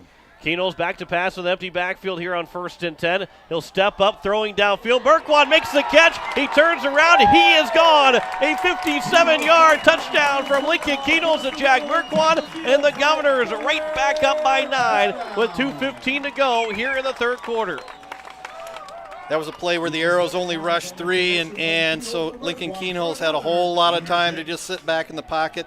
He waited for Merkwan to break across the middle, stepped up in the pocket, delivered the pass. Merkwan had about 2 steps on his defender, made the catch, and then it was just a foot race to the end zone, and Jack Merkwan's going to win that race 9 times out of 10. So another one-play drive for the Pierre Governors to get back up by 9. Cole Peterson on for the extra point. That kick is up, and it is good. 45-35. Governors lead it by 10 with 2:15 to go here in the 3rd quarter. Back in 30 seconds. You're listening to Pierre Governor Football on KCCR, on YouTube at KCCR Sports, and in Watertown at KWAT. Faith Lutheran Church prays for God's blessings to all of our athletes and their families. We're proud of the commitment and dedication that you give to your team. We would love for you to join us and celebrate the successes that God gives to us on the field, in the classroom, and throughout our lives. You can worship with us at Faith Lutheran Church on Sundays at 8:30 and 11 a.m., on Wednesday evenings at 7 p.m., or you can watch online at faithluth.com/livestream. Now you want offense, you got offense. 45-35. Here with 2:15 to go in the 3rd quarter. The Governors lead it over the Watertown Arrows. John Winkler alongside Greg Dean, as this has been a heck of a football game between these two teams. And we talked about it a little bit with Coach Steele, the pregame show, that Watertown has played a lot of close games. Their Hail Mary loss to Lincoln, a kick at the end of the game again to beat Huron. So they're familiar with a close game. The Governors haven't really had that so far, and this it could play in the factor for Watertown. That the kick is bobbled, and it'll be at the far sideline, out around the 25-yard line, as it was Ashen first in trouble that had the kick that he kind of batted it down to grab onto it, and it'll be 1st and 10 inside Watertown territory around the 23, 22-yard line. It'll be 1st and 10. And we're going to keep an eye and see if Cole Holden comes back onto the field for the Arrows. He was not on the field during that last offensive series. He did not punt that during that last series. He was not on the field during that last defensive series. And I do not think I see him I do not see him on the field right now for Watertown either. That's a huge blow on both sides of the ball for Watertown right now. 2:09 left to go here in the third quarter. Norberg will look to pass, throws over the middle. The catch is going to be made, and it's going to be out to around the 31-yard line as it was Dingser to make the catch, and it'll be out to the 26-yard line, a gain of 4 on that first down play. Yeah, and with Holden out of the game, that puts a lot of pressure not only on Drew Norberg but also on Colin Dingser, who's the second leading receiver on this team coming into this game. 17 of 26 for 306 yards now is Drew Norberg. Second down and 6 from the 26-yard line. 1:35 to go here in the third quarter. A handoff for Spatz. He'll make his way through that first initial defensive line. It'll get out to around the 33-yard line. And it'll be a gain of 7 and a first down here for Watertown. Owen Spatz has done a nice job in relief of Juven Hudson for the Arrows so far tonight. Spatz, the sophomore, 5'10", 160-pound running back, and his first extended action of the year, I assume, because he only had, only had 16 carries coming into the game, and so he's done a nice job in relief so far. Norberg on a quick screen pass as it was almost hit by Chase Sarda, but the catch is made by Dingser, and he's out of bounds at around the 40-yard line. Actually, they're going to spot him just shy of the 40-yard line, the 39, a gain of 6 for Dingser. He has quickly become the favorite target for Norberg without Holden in the game. Yeah, and nice catch and run after the catch for Dingser, but a nice block out on the near side by First in Trouble. Was able to spring Dingser for about an extra 5 yards once he made the move. 1:08 to go here in the third quarter. 45-35 Governors lead here in the third quarter. As another quick pass, another quick screen pass. That catch is going to be made on the far side. That is made by Trevor Rodden, and he'll get out to the 39-yard line, so no gain, and it's going to be a third down and 4 from the 39. And without Holden in the game, the Arrows are really having to go to this short passing game, and really all they're doing is just hitch routes, bubble screens on both sides. They really have not looked down the field at all, and they really take away that deep threat without Holden in the game. 35 seconds to go and counting here in the third quarter. Norberg looking to pass here on third down. That catch is made by Dingser. He's out to the 45. He'll get tackled at the 46, 47-yard line. A gain of 8 on 3rd and 4. And Dingser now with his 8th catch. And it'll bring up 71 yards for Dingser on 8 catches. And now 20 of 29 for 320 yards for Drew Norberg.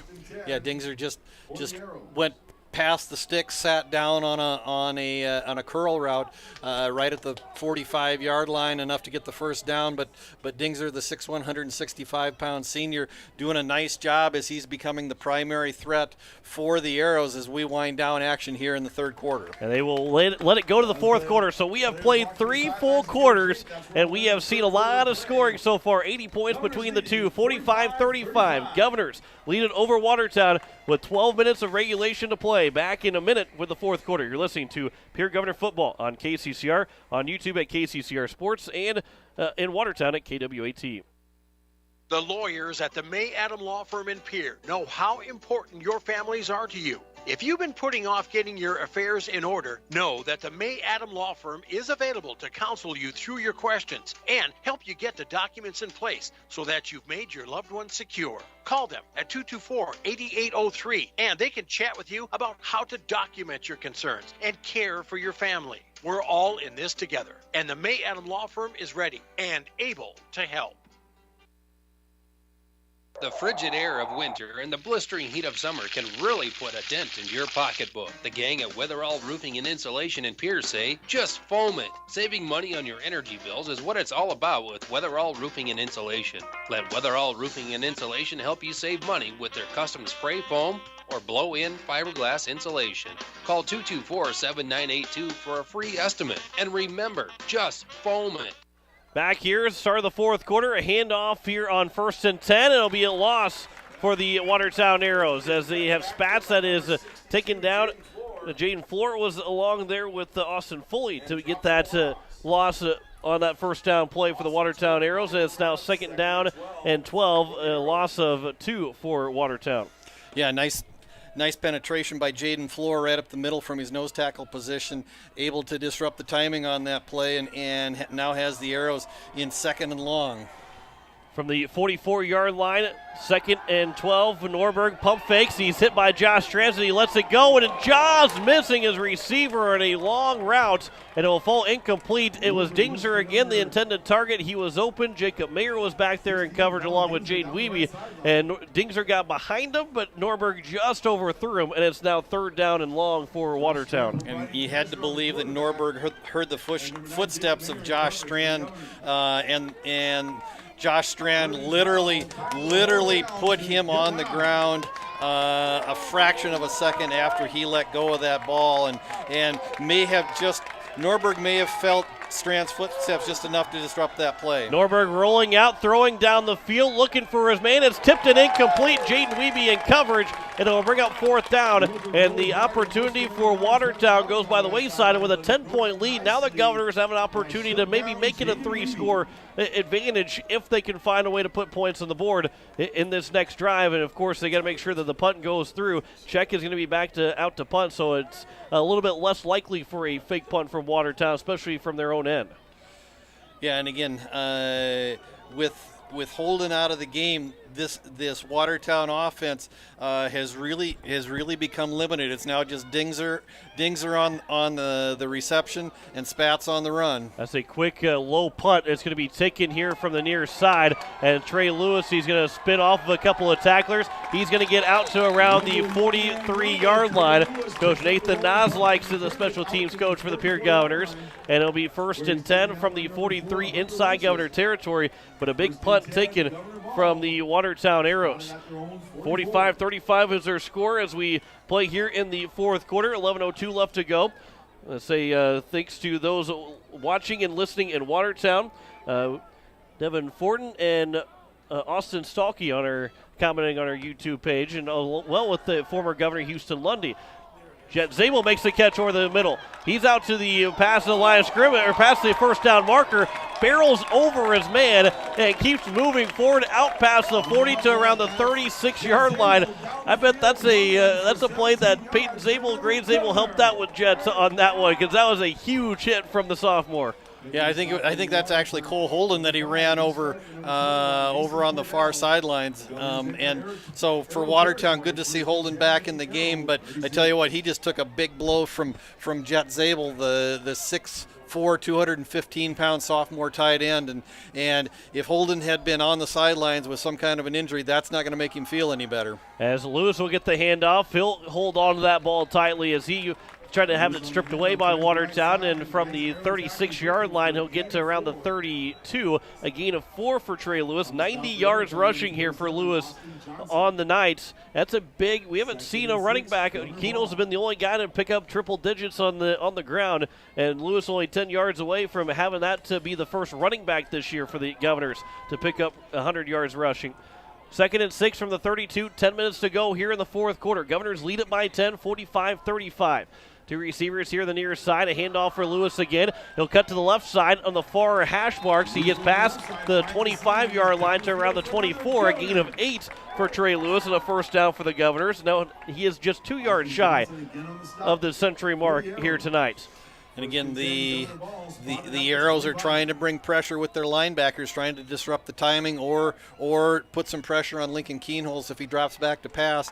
But the Governors are very content to just put the ball in the hands of Trey Lewis right now and let him churn and make his mark on this ground game. 1st and 10 from the 25. Pistol formation with 9:28 to go here in the 4th quarter. Keenholz will go back to pass. He'll step up as a pocket collapse. He's rolling to his left. He's got the ball in his left hand, so he can't make the throw, and he's going to be run out of bounds. And it will be a big loss, as it was Ben Altoff that got to him. And it'll be 2nd down and long here for the Governors, a loss of about 2 to the 27-yard line. 2nd and 12.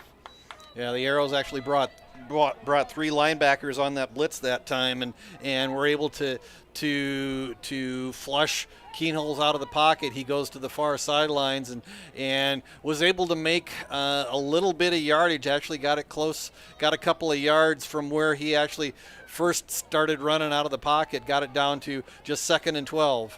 Keenels fakes the pitch. He'll make his way and get past the 25-yard line, back to the 24-yard line, a gain of about 3, so it'll be a 3rd down and 9 here for the Governors.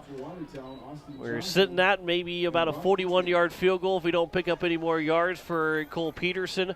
You're up by 10.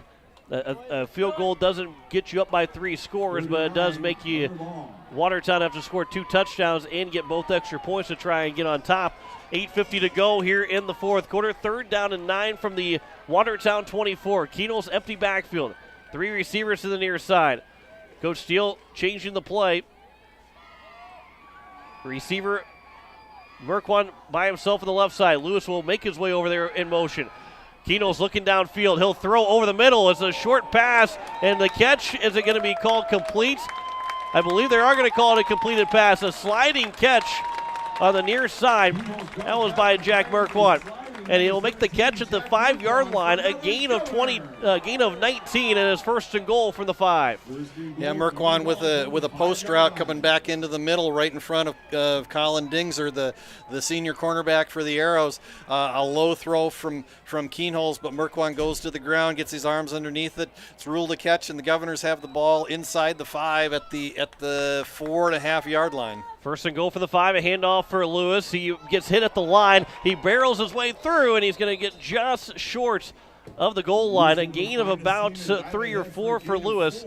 He is going to, we'll call it a gain of 4 to the 1-yard line. He is up to 102 yards rushing. He's looking for his 3rd rushing touchdown of the game if he can get in the back of the end zone here with 7:50 to go here in the 4th quarter.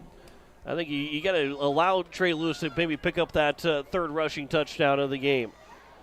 Trey Lewis, the sophomore, the 5'10", 175-pounder, and doing a nice job tonight for the Governors, giving them an extended running game this Keenels will take it in from 1 yard out. I think they were ready for Trey Lewis, but Keenels took the snap and buried his way into with a 1-yard touchdown run. The Governors now lead it 51-35 with 7:33 to go here in the 4th quarter.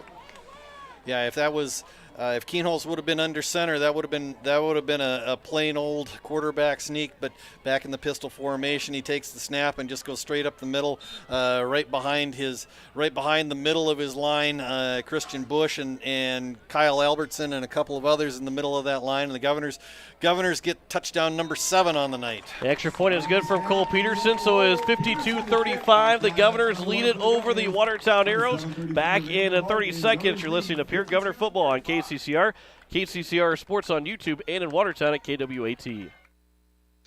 Confidence, professional care, experience, and diverse care for all ages are what you should be looking for in dental care. And that's exactly what you'll receive from Dr. Monty Bechtold and Dr. Murray Thompson at Pierre Dental Clinic. You can expect friendly, caring staff who are concerned about your dental health and offer you complete confidence with routine checkups, early morning appointments, emergency treatment, and the latest in dental technology. Local dental treatment, all at Pierre Dental Clinic. Call 224-5355 or stop by their office at 640 East Sioux Avenue in Pierre.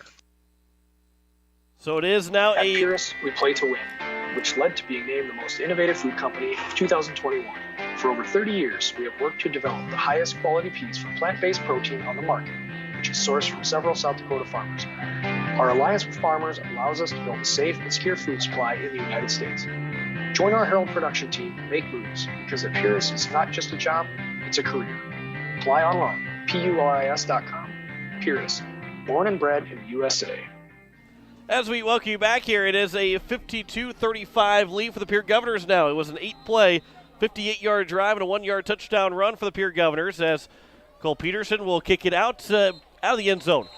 That landed about a yard into to the back of the end zone. A big kick from Cole Peterson. And now the Watertown Arrows will have it 1st and 10 from their 20-yard line with 7:33 to go. The biggest thing for the Governors in that drive, they took a lot of time off the clock. They were able to knock that 4th quarter clock down, almost halfway gone here in the 4th quarter. And Watertown's now got to score 3 times to try and take the lead over the Pierre Governors. And again, we'll keep an eye and see if Cole Holden is back on the field for the Arrows. He is the key to their big strike capabilities. He is back on the field in his wide receiver position. We'll see if he is at 100% right now. And 3 receivers to the near side, Holden by himself on the far sideline as they go from right to left. Norberg looking to pass, he'll throw. The catch is going to be made here on the near sideline, and it will be a gain of about 5 or 6 as it was Reese Stark to make now his 4th grab. And he'll get out to the 27-yard line, a gain of 7 on that first down play.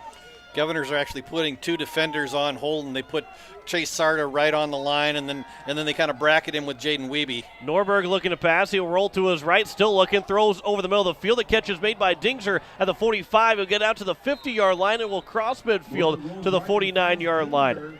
A big gain there on second down for Dingser. They're going to call him at the 50-yard line, a gain of 23. And this Arrow offense just seems to run better when Cole Holden is in the game. Now with that threat, there's just a lot of more options. The playbook gets a lot deeper for the Arrows. A handoff to Spatz. He'll pick up 4 yards to the 46. It'll bring up second down and 6 here. We are closing in 350 yards passing for Drew Norberg. He's closing in on 400-yard passing day. 6:30 to go here in the 4th quarter, but the Watertown is down by 17, 52-35. Norberg with all kinds of time, rolling to his right. Now the pocket's collapsing, so he'll still roll out. He's going to pick up a couple positive yards as the Governors were all around him. Gavin Stotts was over there forcing him to put the ball on the ground and keep it at the 45-yard line, a gain of 1, and it's 3rd down and 5 here for Watertown. And what the Governors are doing is they're still in man coverage, but they're putting 2 defenders on Cole Holden. They're putting Chase Sarda on him right on the line of scrimmage. Jaden Wiebe goes with him deep, and so it's going to be tough for the Arrows to get anything to Holden through the rest of this game. Norberg looking to pass. He'll throw. That is broken up by number 23, Austin Foley. And I bring up 4th down. And Dingser was the intended receiver. But Foley breaks it up, and it's now 4th down. And Watertown's going to keep the offense on the field because at this point, with only 6:19 to go, down by 17, you can't expect to not pick up a first down here and try and still win this ball game. This is a big 4th down here. Governors don't necessarily win the ball game, but Watertown becomes even harder for them to try and win this ball game. 2 receivers on each side. Norberg looking to pass. He'll roll to his right. He's going to try and pick it up on the ground. He's going to get out to the sideline. He is going to pick it up, and it will be a gain of about 6 or 7 on that 4th down and 5. Dre Burton had the tackle, and it'll bring up a first down to the 39-yard line. Boy, he got right to the sticks. They'll call it a gain of 5 for 1st and 10. And the Arrows keep this drive alive, and he got out of bounds, so the clock stops with 6:12 to go. But unfortunately for the Arrows, they're down 17, 52-35. Norberg looking to pass here on 1st and 10, rolling to his right, throws it to the sideline, incomplete as the man was leaping forward and landed out of bounds. It'll bring up now 2nd down and 10. Holden was that man trying to make that catch. So as it stands 22 of 35 now for Norberg. Passing-wise, 350 yards through the air for Drew Norberg. 6:06 to go here in the 4th quarter. 2nd and 10 from the Governor 40-yard line. 52-35. Pierre leads it, looking for their 6th straight win on the season. Looking to go to 6-1.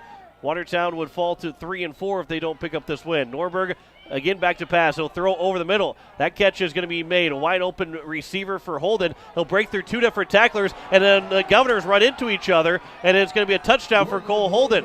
Gavin Stotts ended up running into his man, and Cole Holden picks up a 40-yard touchdown reception, his 4th of the day, and it's now 52-41 with 5:54 to go here in the 4th quarter. And what Watertown did on that play is they ran a receiver right up the field, and then Holden came back and cut underneath him, found some open space about 15 yards downfield.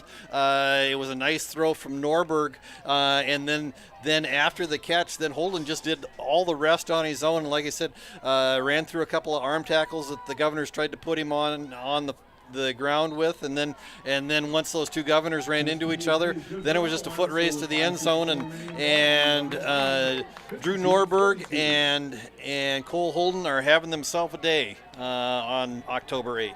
The Governors lead it to 52-42. The extra point is good. Back in 30 seconds, you're listening to Pierre Governor Football on KCCR, YouTube KCCR Sports, and in Watertown at KWAT. Gateway Ford Lincoln Toyota in Pierre still wants your trade or your spare vehicle, and we're willing to give you top dollar, and we'll throw in an additional 250 Pierre Pride dollars. Sell us your car, and Gateway Ford Lincoln Toyota will give you an additional 250 Pierre Pride dollars. Trade in your vehicle for a new or different one, and Gateway Ford Lincoln Toyota will give you 250 Pierre Pride dollars. Gateway Ford Lincoln Toyota at 518 East Sioux Avenue in Pierre. Call 605-224-7378 and visit gatewayfordtoyota.com. As we welcome you back here, it is 52-42. Governors lead it by 10 over the Watertown Arrows. It is a 8-play, 80-yard drive and a 40-yard catch from Cole Holden. Drew Norberg now with 390 yards passing, 23 of 36. And now with only 5:54 left to go here in the fourth quarter, the Governors are expecting a onside kick coming for the Watertown Arrows. Yes, you have 3 timeouts, but you still got to score twice. And the way this offense has been for the Governors, you can't expect Watertown. Watertown's not expecting to be able to stop them a couple of times to be able to come back in this game. So it is going to be Andrew Check that will put it down. And like I said, you got the hands teams out for the Governors. They're expecting an onside kick, and I think Watertown's going to be trying to get that onside kick here with 5:54 to go in the fourth quarter. Middle of the field, 40-yard line. They got to get to the 50-yard line before Watertown can touch it unless the Governors touch it first. It is an onside kick. Takes one hop over Austin Foley, and then it will be loose, and Watertown picks it up. So Watertown gets the onside kick, and so it will be the Arrows' ball with 5:52 to go, and all of a sudden things quickly change here.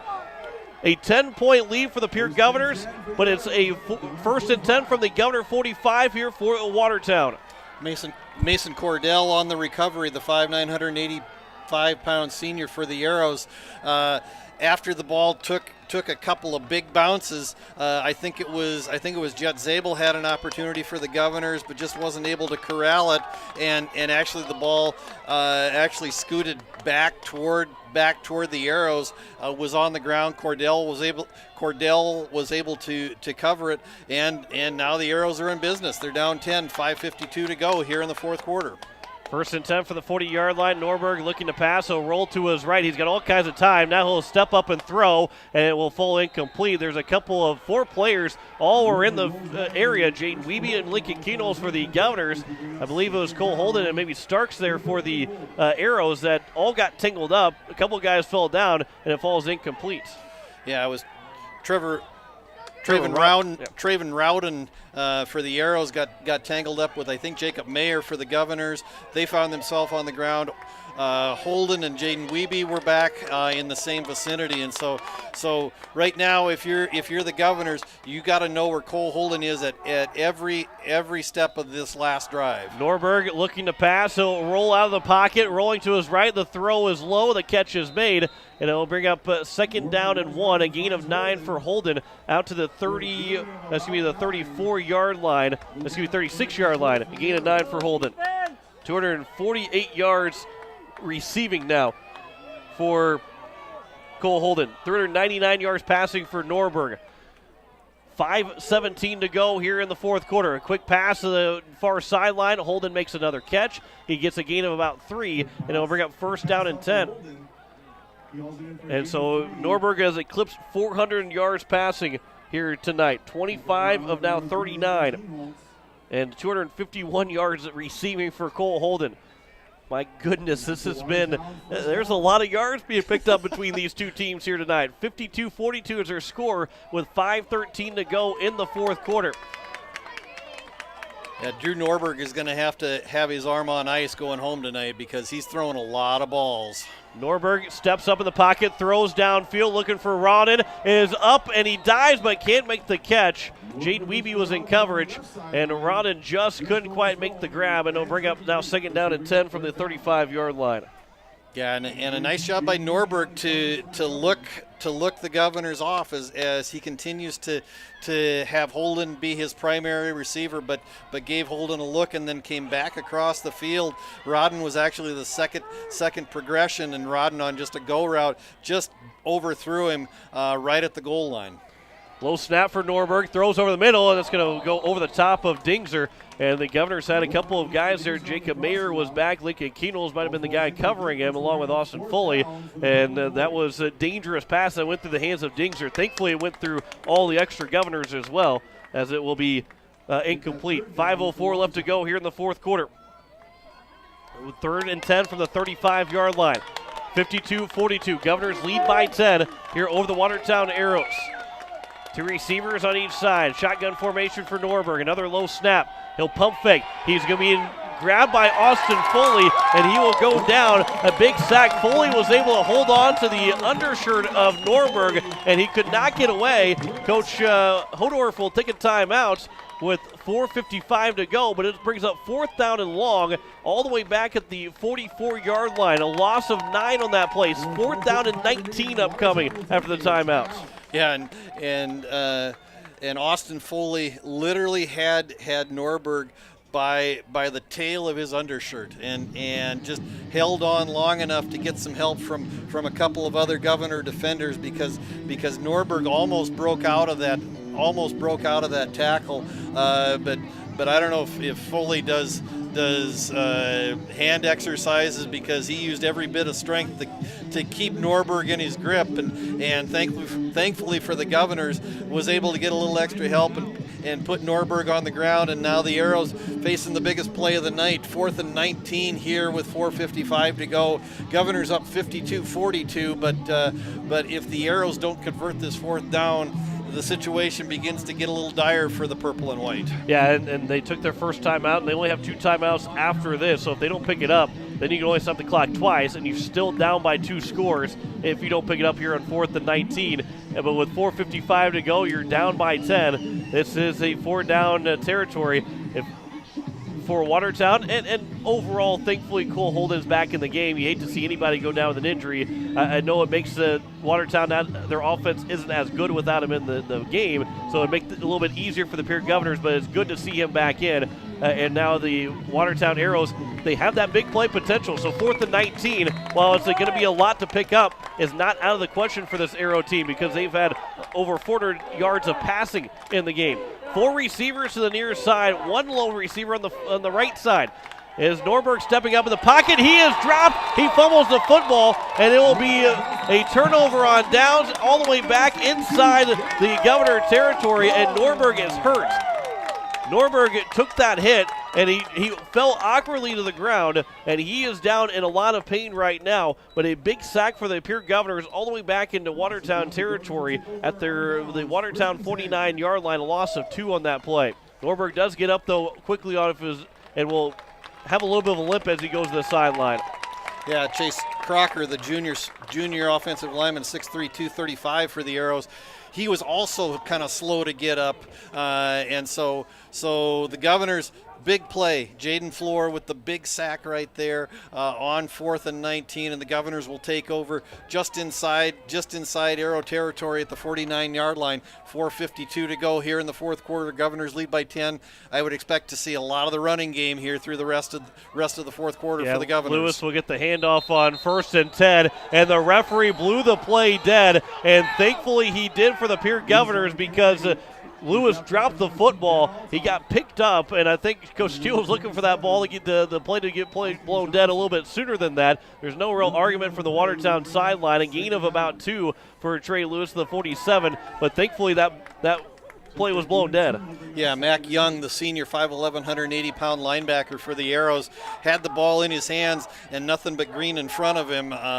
Unfortunately for the Arrows, the play was blown dead, and the Governors will put the ball in play at the 47-yard line on a 2nd and 8. And they will continue to let that clock continue to wind down. 4 minutes to go here in the fourth quarter. Lewis with the handoff again on 2nd and 8. He'll slip through a couple of tacklers, and he'll get out to the 40-yard line. Almost got taken down by the back of his helmet.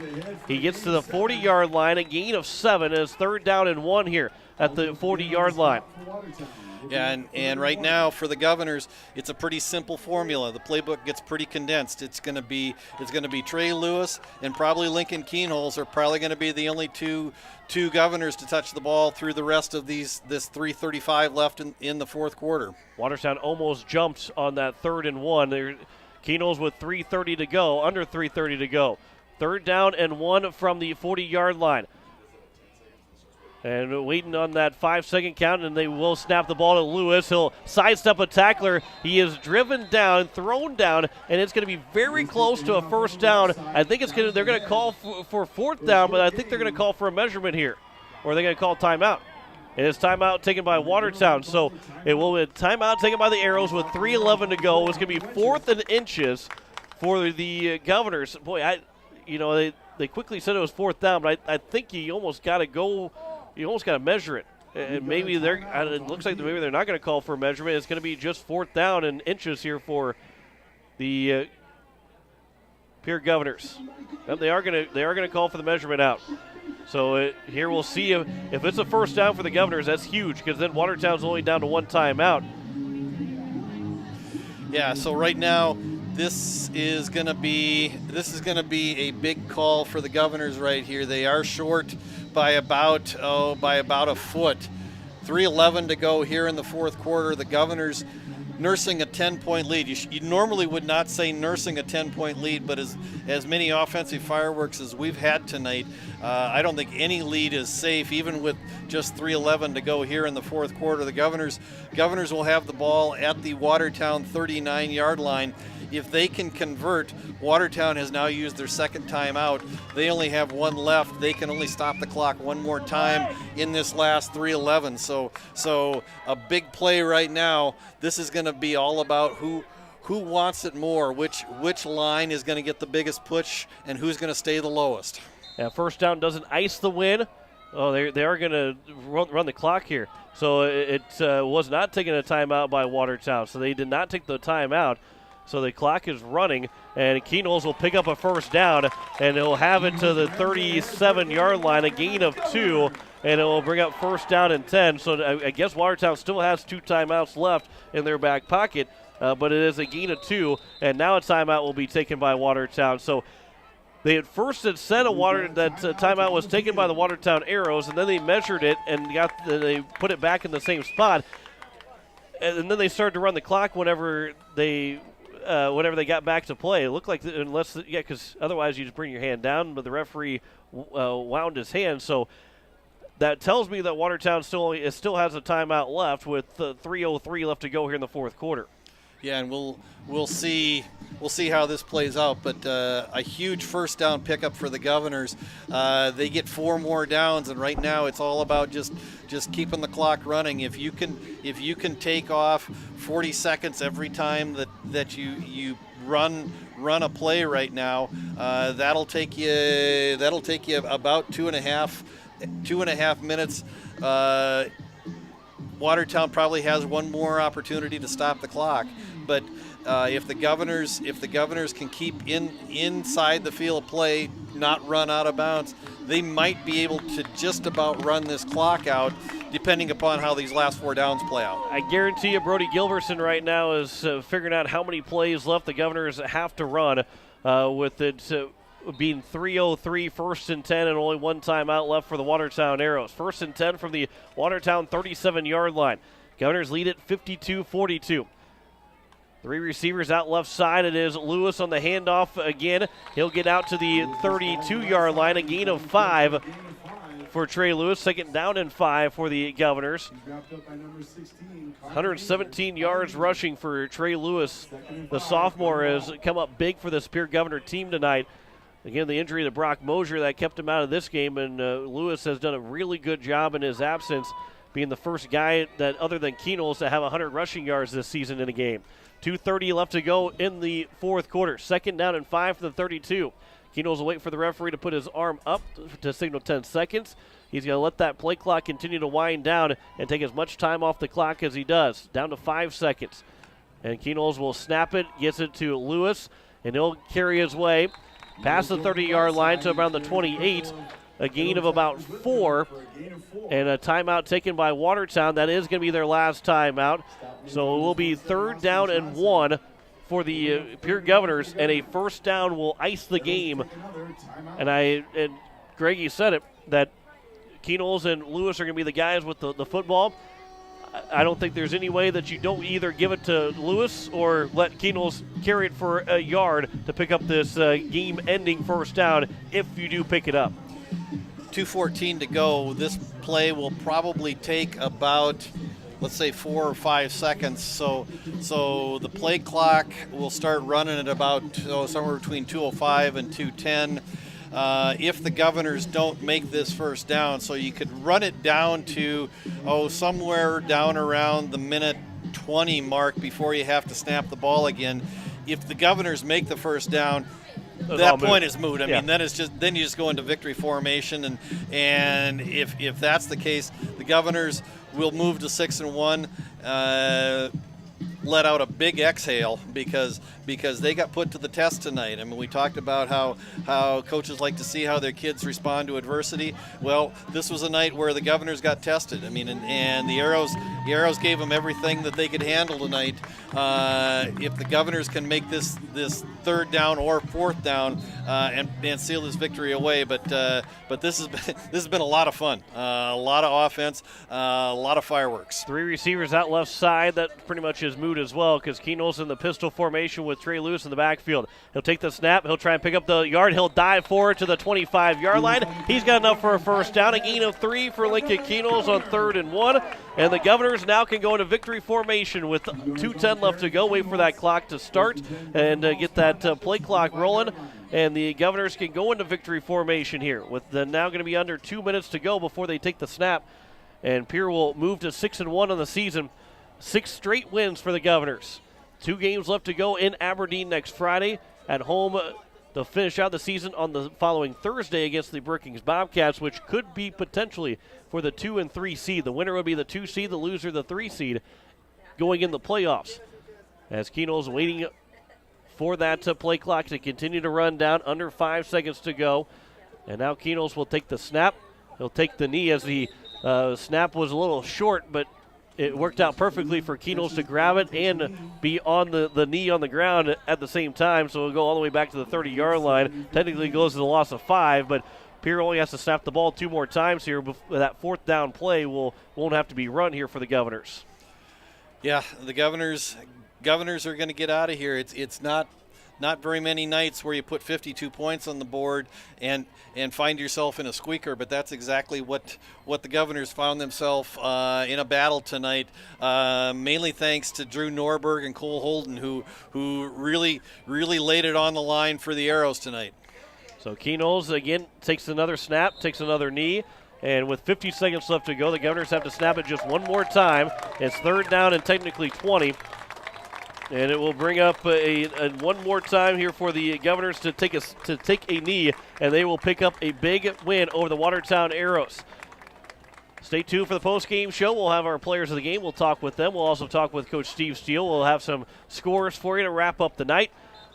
One more knee from Lincoln Keenels, and the Governors are going to find a way to get a win. 52-42 over the Watertown Arrows here tonight in Hollister Field in Pierre. The Governors win at 52-42 over the Watertown Arrows. Back in 3 minutes with the start of our post-game show. You're listening to Pierre Governor Football on KCCR and on YouTube at KCCR Sports and in Watertown at KWAT.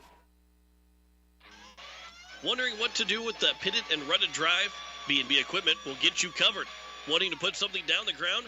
B&B Equipment will put a hole in your project. Need to even up that property? B&B Equipment can fill that need. B&B Equipment can deliver all your gravel and material needs. B&B Equipment is here for all your excavation needs. Contact B&B Equipment, 224-6727. A contractor here for you. That's B&B Equipment, 224-6727. Innovation. It's right here. Avera St. Mary's Hospital keeps care local for you and your family, offering comprehensive care that has earned 4 out of 5 stars by the Centers for Medicare and Medicaid Services in hospital performance and safety. Avera St. Mary's world-class care is further supported by advanced technology, 2-way video e-consults, 3D mammography, and a state-of-the-art birthing center, so you and your family don't have to go anywhere else, because innovation lives right here in Pierre. Learn more at avera.org/news. Slumberland Furniture invites you to stop in and check out their newly refurbished mattress and bedding section, now titled Sleep Solutions. Slumberland has really pulled out all the stops in this area with a selection of memory foam, innerspring, or hybrid, and exacting descriptions of their many choices, plus newly added enhancers to complete your sleeping experience. And don't forget, great specials as well. Slumberland Furniture's grand opening of their Sleep Solutions area, now at Slumberland on the truck bypass in Pierre, and check out slumberland.com. Most of us already know that Gales Gas of Pierre is the place to call for propane. They offer an automatic fill plan so you never have to worry about running out of propane. They accept debit and credit payments or a budget payment plan to spread out the cost throughout the year so you never have surprises when you get your bill. For delivery, convenience, and great customer service, call Gales Gas at 224-5518. That's Gales Gas at 224-5518. No one likes to have electrical problems, but when they happen, call Todd's Electric at 223-2518. With over 28 years of experience, Todd's Electric can handle any type of electrical problem, whether it's residential, commercial, or agricultural. Their knowledgeable staff knows and understands the importance of your home, business, or ag facility and are prepared to help. Call Todd's Electric at 223-2518. That's 223-2518. Todd's Electric, serving the Pierre and Fort Pierre areas. The line to power. The Clubhouse Hotel and Suites has Midwestern charm and unprecedented attention to detail that provides the perfect getaway. The Clubhouse Hotel and Suites provides a complimentary deluxe continental breakfast featuring hot waffles, biscuits, and gravy. They also have an indoor children's water playland, whirlpool and fitness center, and a beautiful backyard patio with seasonal fire pits. Everyone deserves a night away. Call 605-494-2582 to make your reservation today. The Clubhouse Hotel and Suites. Experience luxury in the heart of South Dakota. As we welcome you back here, it is a final score. The Pierre Governors win at 52-42 over the Watertown Arrows as we welcome you in the post-game show. As John Winkler alongside Greg Dean, we were thinking about running through all the scoring that we had, but we're having our players of the game coming up here fairly quickly, so we'll start talking to them here shortly. But the Governors picking up a 52-42 win over a game that we saw 94 points, almost 1,000 yards combined between the two teams. A lot of offense, not a whole lot of defense. We'll still talk to some of the defensive guys here, but it was a fantastic performance. Both offenses had a really good game. Yeah, and it was a night of offensive fireworks. I mean, it was just it was a fun game to watch if you're a fan. It was a fun game to call as a broadcaster, and so the Governors got tested tonight. I mean, this was a very good Watertown team. We talked about it in the pregame, the fact that this was a team that could very well be possibly, even though they came in 3-3, it's a team that could very possibly be 5-1, and I think they certainly showed that tonight, and they've got two of the best playmakers that I think we've seen all year in Drew Norberg and Cole Holden. As we welcome in our players of the game, we'll first talk with Matt Hansen, who had himself a really good first half, 91 yards on 3 catches, 2 touchdowns, one of 20 yards and one of 68 yards. So, Matt, let's first talk about those 2 catches here. First 2 drives, you're able to put some points on the board.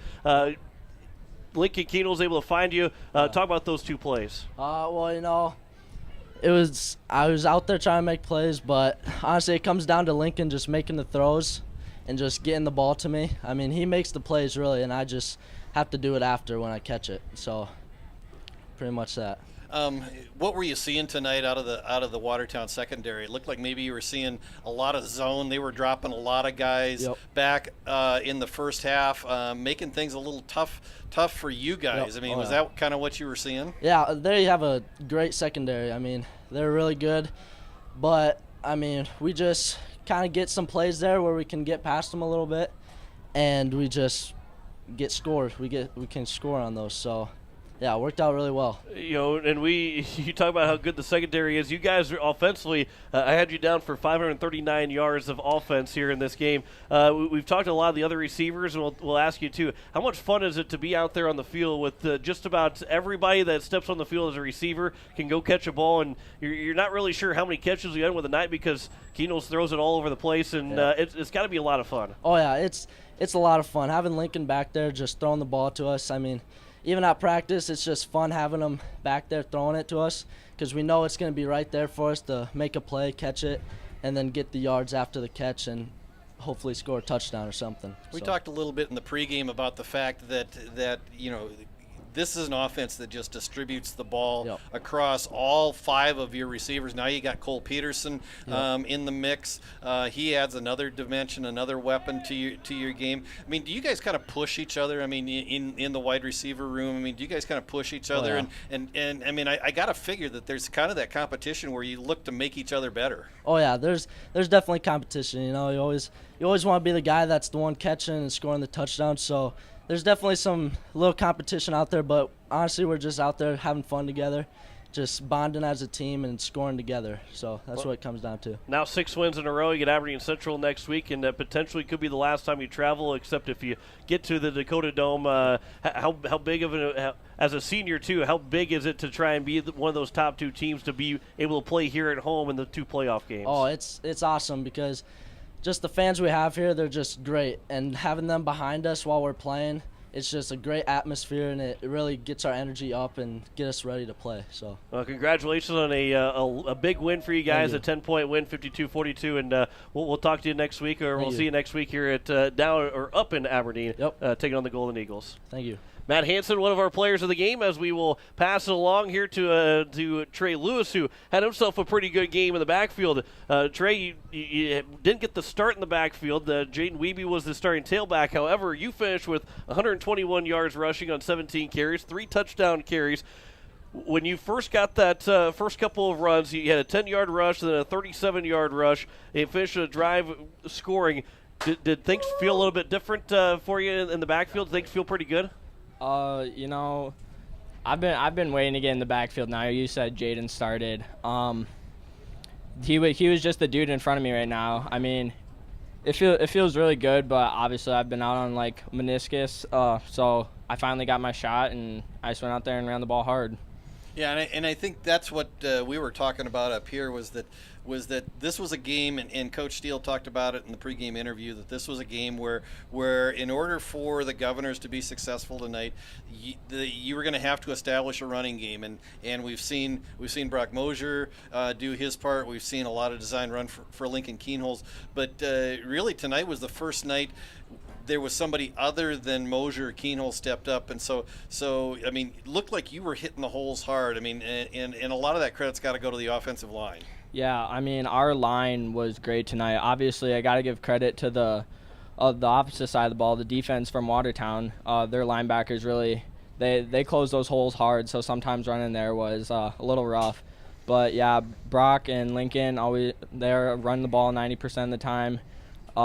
You know, Brock, obviously, Mosier was hurt tonight, so just got to step up and do my job. And being able to do that and take advantage of that opportunity, it's got to feel pretty good too, doesn't it? Yeah, I mean, it felt great finally getting back out there and running the ball.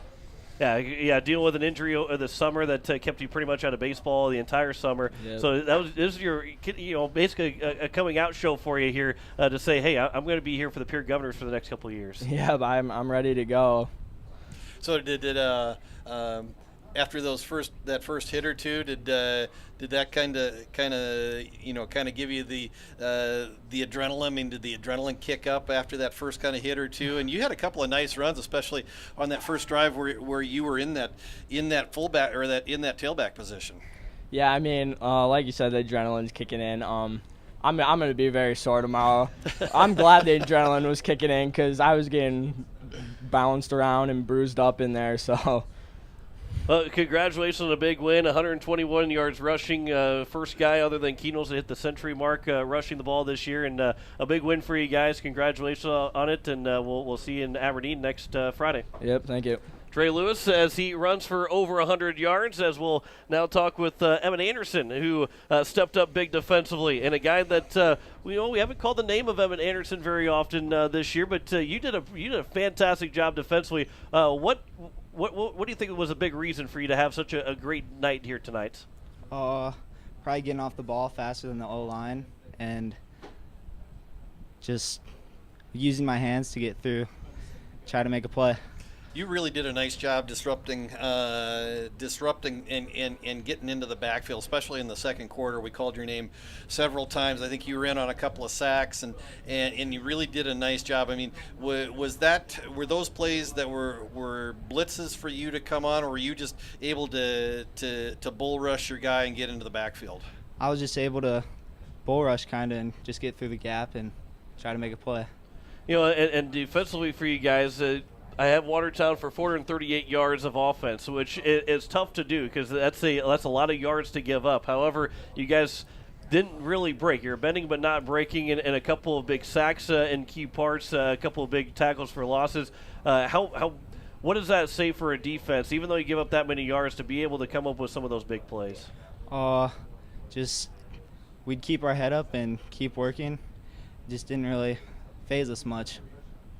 Yeah, and so I mean, was it a little bit of a gut check tonight? I mean, you guys on the defensive side of the ball have played really good. I mean, after the initial week down in Harrisburg, I mean, you guys have really done a nice job on the defensive side of the ball.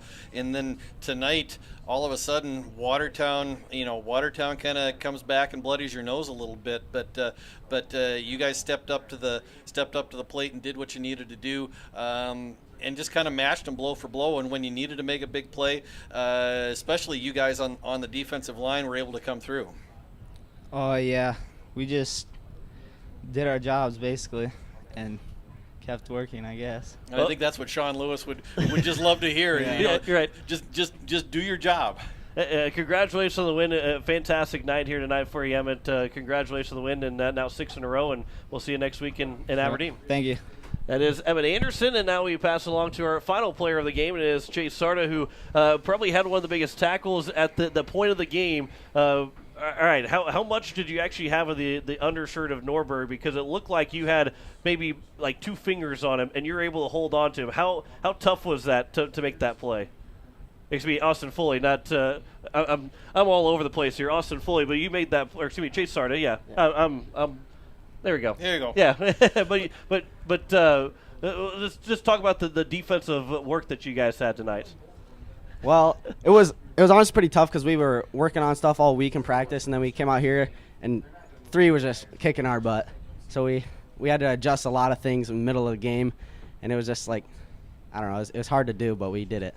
Yeah, and what I saw out of you tonight, especially in the second half, was a lot of times you're kind of on the edge, and they use you a lot in blitz packages coming at the quarterback from an angle. Well, tonight, because of how much Cole Holden was causing problems for the secondary, it looked like they slid you out, and you kind of ended up double teaming Holden a lot of the second half. You had him on the short and the underneath stuff, and then you'd hand him off to Wiebe once he got about 10-15 yards down the line. I mean, so that was a different look for you. I haven't seen you in that kind of position before.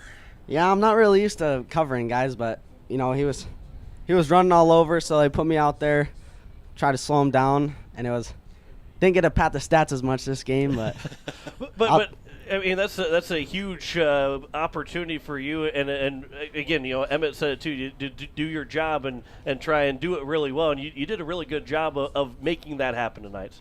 Yeah, I just had to stick in there. As long as we shut down 3, we were doing pretty well, and it just helped the game out, obviously.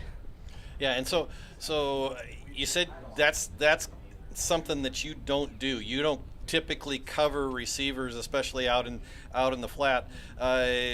Something probably you're maybe not comfortable with, but this is probably one of those things where Coach Lewis looks at you and says, I got to have you do this, and you just respond and say, yeah, I'll do it for you because I know we need to do this in order to win. So talk about the discussions you had with Coach Lewis when you were kind of scheming that defensive package there in the second half.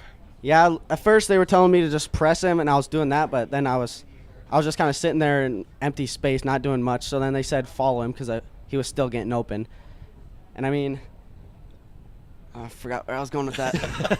That's all right. I messed up your name, so we're all good. I think I still got the worst of all that. But Chase, a fantastic job again getting the win here tonight, and now 6 in a row. How big is it to get that 6th win in a row? Because after the first game, I think that was you kind of tossed that out because Harrisburg's a really good team. But now to win 6 in a row, to put yourself in a spot to be that 2 seed, how important is it defensively and offensively, just overall as a team, to be now at a 6-game winning streak? That's really big because we got 2 more big games coming up, and we just want to keep the momentum going. Well, congratulations on the win. A fantastic job. A 10-point win here, 52-42 tonight, and we'll see you next Friday in Aberdeen. Chase Sarda, congratulations. Of the Chase Sarda of the Pierre Governors, as we now pass along to Coach Steve Steele, who let's kind of break this down a little bit here, because offensively, you guys, I had you for 539 yards. Watertown had 438 yards offensively, so a lot of offense tonight, which kind of makes you happy to see offense, but maybe not so much on the other side. But maybe explain the conversation you had with all the coaches, special teams, defensively and offensively, because this game was a scoring fest and a high-powered shootout. Yeah, this felt like a Big 12 football game. Right. I mean, honestly, it felt like a Big 12 football game. But, the biggest thing that we talked about was just continuing to stay positive. Bad things happen, good things happen. Our defense played phenomenal, -5, really 5 or 6 plays. And that we knew that going in, that was going to be their path to victory for Watertown was through the big play. We felt like we wouldn't allow them to drive the field on us. It was going to be, their comfort zone was 3rd and long. That was what it was. And number 3 is a heck of an athlete. There's no real time to waste because we got another heck of an athlete next week. But you got to take your hat off to that kid, because there was a lot of plays where he just was really, really good, and their quarterback gave him a great opportunity or put it in a perfect spot. And what do? Some of those, the coverage is there and they just make a good play. So we just had to stay positive and continue to trust our kids and trust our coaches to do everything right. And like I said, on the offensive side of the ball, it was our turn to pick up the slack. A few weeks ago here we played Sturgis and we didn't score an offensive touchdown in the first half, and the defense picked us up. And it's no different the other side of it. So it's a team. Everything was good on both sides of the ball because we came away with a win. You really, and I think your defense really kind of turned Watertown into a one-dimensional team tonight. And one-dimensional team tonight. They really didn't have much of a rushing attack. You were expecting to see something out of Juven Hudson. You talked about him in the pregame interview, and then he was only in for 2 series, and then we didn't see him the rest of the night. And so that really took a big cog out of their offense and really turned them into a pass-only offense. And I think you got to be pleased with especially the pressure that you got on Norberg tonight. And he's a heck of an athlete. I mean, he bought a lot of time in the pocket, made some plays with his feet, but I think your front line and your linebackers, I don't know how many sacks you had tonight, but you had to have a bunch. I mean, so you got to be pleased with how they played. Yeah, and the cool part for the defensive line is we had a lot of guys that, Emmett Anderson, you text me, hey, send up Emmett, and he's like, what, me? And he's like, isn't bad, I'm nervous. And I'm just like, no, you'll be fine. But we have so many of those guys that got in today and made a difference. It's awesome that you wanted him to come up, because he did make a difference today. And coming into the game, he may not have thought that he was going to go in and make the difference that he did, but he did an outstanding job. Brewer was another one that ended up playing a lot of time just because we went with speed on the defensive line, obviously to try and force a pass rush and allow us to keep a few more guys back in coverage. And so there's a lot of different guys that you probably don't normally call or see playing in the game that went in and helped us get this one in the win column. Trey Lewis, Brock Mosier out with an injury. Trey Lewis stepped up. Weeby was that guy that got the start. He had about 4 carries, but Trey Lewis put himself in that spot, and there's no way you could take him out because he had a fantastic game, 121 yards on 17 carries. He carried the ball in the end zone 2 times tonight. That's a fantastic job of the sophomore, getting basically his first chance here, and did a lot with it. That's got to make you pretty happy. Yeah, and he's just a kid. We were waiting for him to get healthy. He obviously had a knee injury coming into the season, and we really wanted to be cautious and not try and push it too early and rush him. And this is what he's like when he's full steam. This is the Trey Lewis we were hoping to get. Like I said, we kind of had that plan initially of coming in and trying to kind of split it. with him and Jaden. And, as the game progressed, Trey couldn't take himself out. Trey was playing outstanding, and Jaden was having to run all over the stinking place on defense just, with all the passing that they were doing. So it just made a lot of sense to leave Trey in there, and, he responded. That's what we talk to all of our kids about, is you never know when your moment's going to come, but you've got to be ready for it, and boy, was he.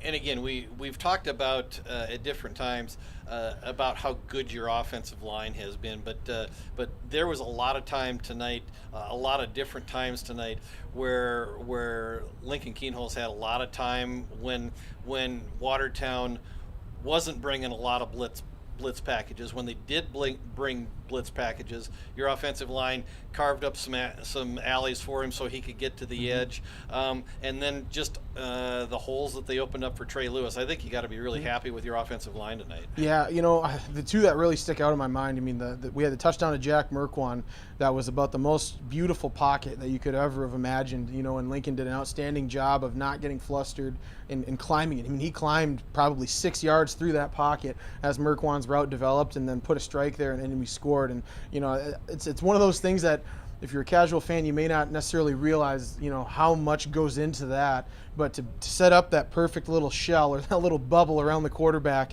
and for him to understand, I don't want to bust the bubble, so I've got to know when I got to hit the brake and slide up, and then when I've got to deliver the football. That was a pretty special play all the way around, but really good job by the line. And then, when we get the ball back there up 10 with, 2.5 minutes left, every single person in the stadium knew what was about to happen. We were going to run the ball and try and get 2 first downs.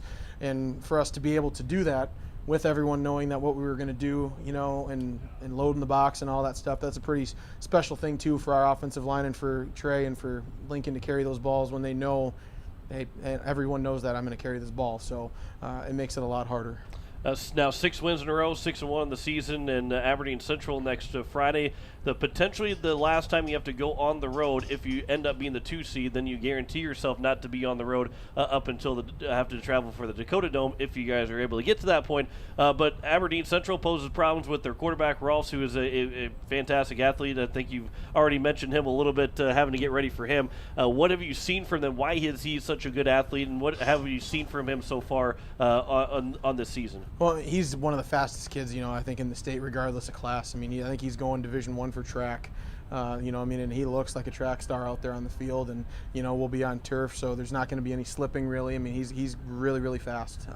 So we've just got to make sure we bottle him up, and we've got to tackle well. I think if there was one thing that we could have done better is we could have tackled a little bit better. I think that in the backfield, we could have had as many sacks as we did have. I think we could have had about 10 more, but we kind of missed that first guy a couple times, and, he's a guy that we don't want to let have an opportunity. He's probably not going to hurt us throwing it, but if he escapes through the line, he's going to be really, really hard to catch. Any injuries of note? I think you'll probably get a couple of guys back next week. You'll probably get, hopefully you get Brady Getz and Brock Mosher back next week. That'll make you better. But any injuries going into next week that happened tonight? No, I think everyone's a little bumped up. Just obviously it was a big physical game and a grind, but I think we'll be okay. Hopefully nothing new. And then, like I said, we'll see with those guys on Monday where they're at. I know if you ask Brady, he's like, "Oh yeah, I'll be ready to go."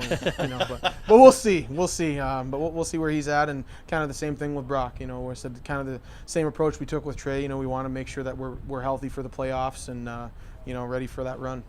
Coach, congratulations on the 52-42 win. Now 6 in a row, 6-1 the season, and we'll talk to you at Coach's Corner on Wednesday. But looking forward to that game against Aberdeen next Friday. Thanks, guys.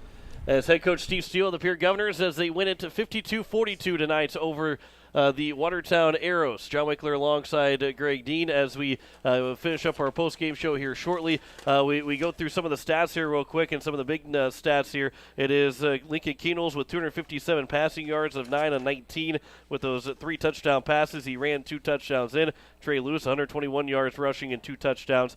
Matt Hansen had 2 of those touchdown receptions of 91 yards on 3 catches. Drew Norberg finished with 402 yards passing, 25 of 41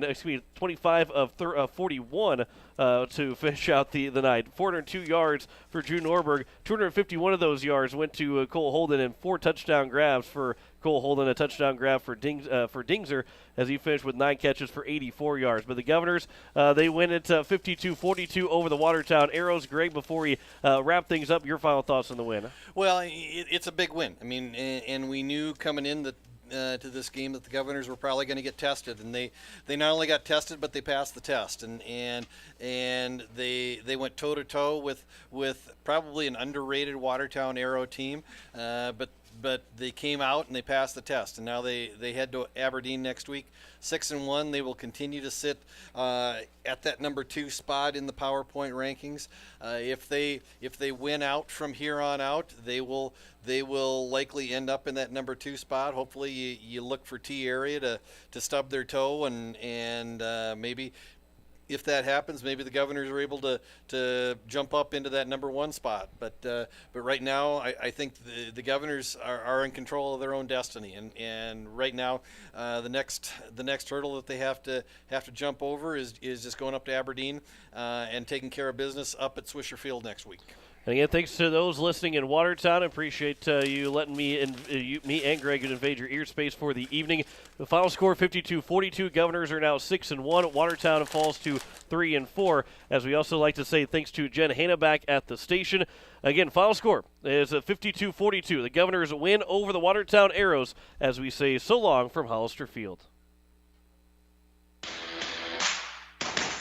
You've been listening to Pierre Governor Athletics on KCCR and on YouTube at KCCR Sports.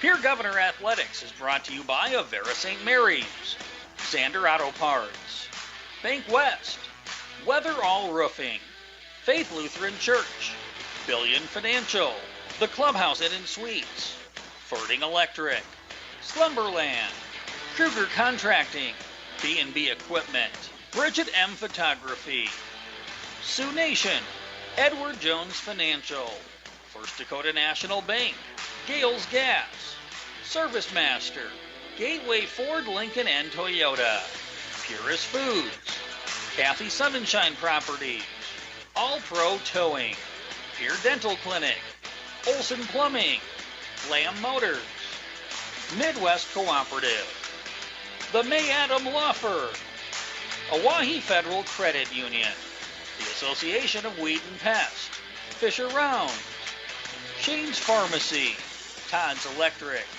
Wagner Auto, First United Methodist Church, East Pier Landscape and Garden Center, Country Carpet and Flooring, and Black Hills Federal Credit Union. Join us all season on your home for Pierre Governor Athletics, KCCR, and on YouTube at KCCR Sports. This has been a special presentation of Riverfront Broadcasting Sports, Central South Dakota's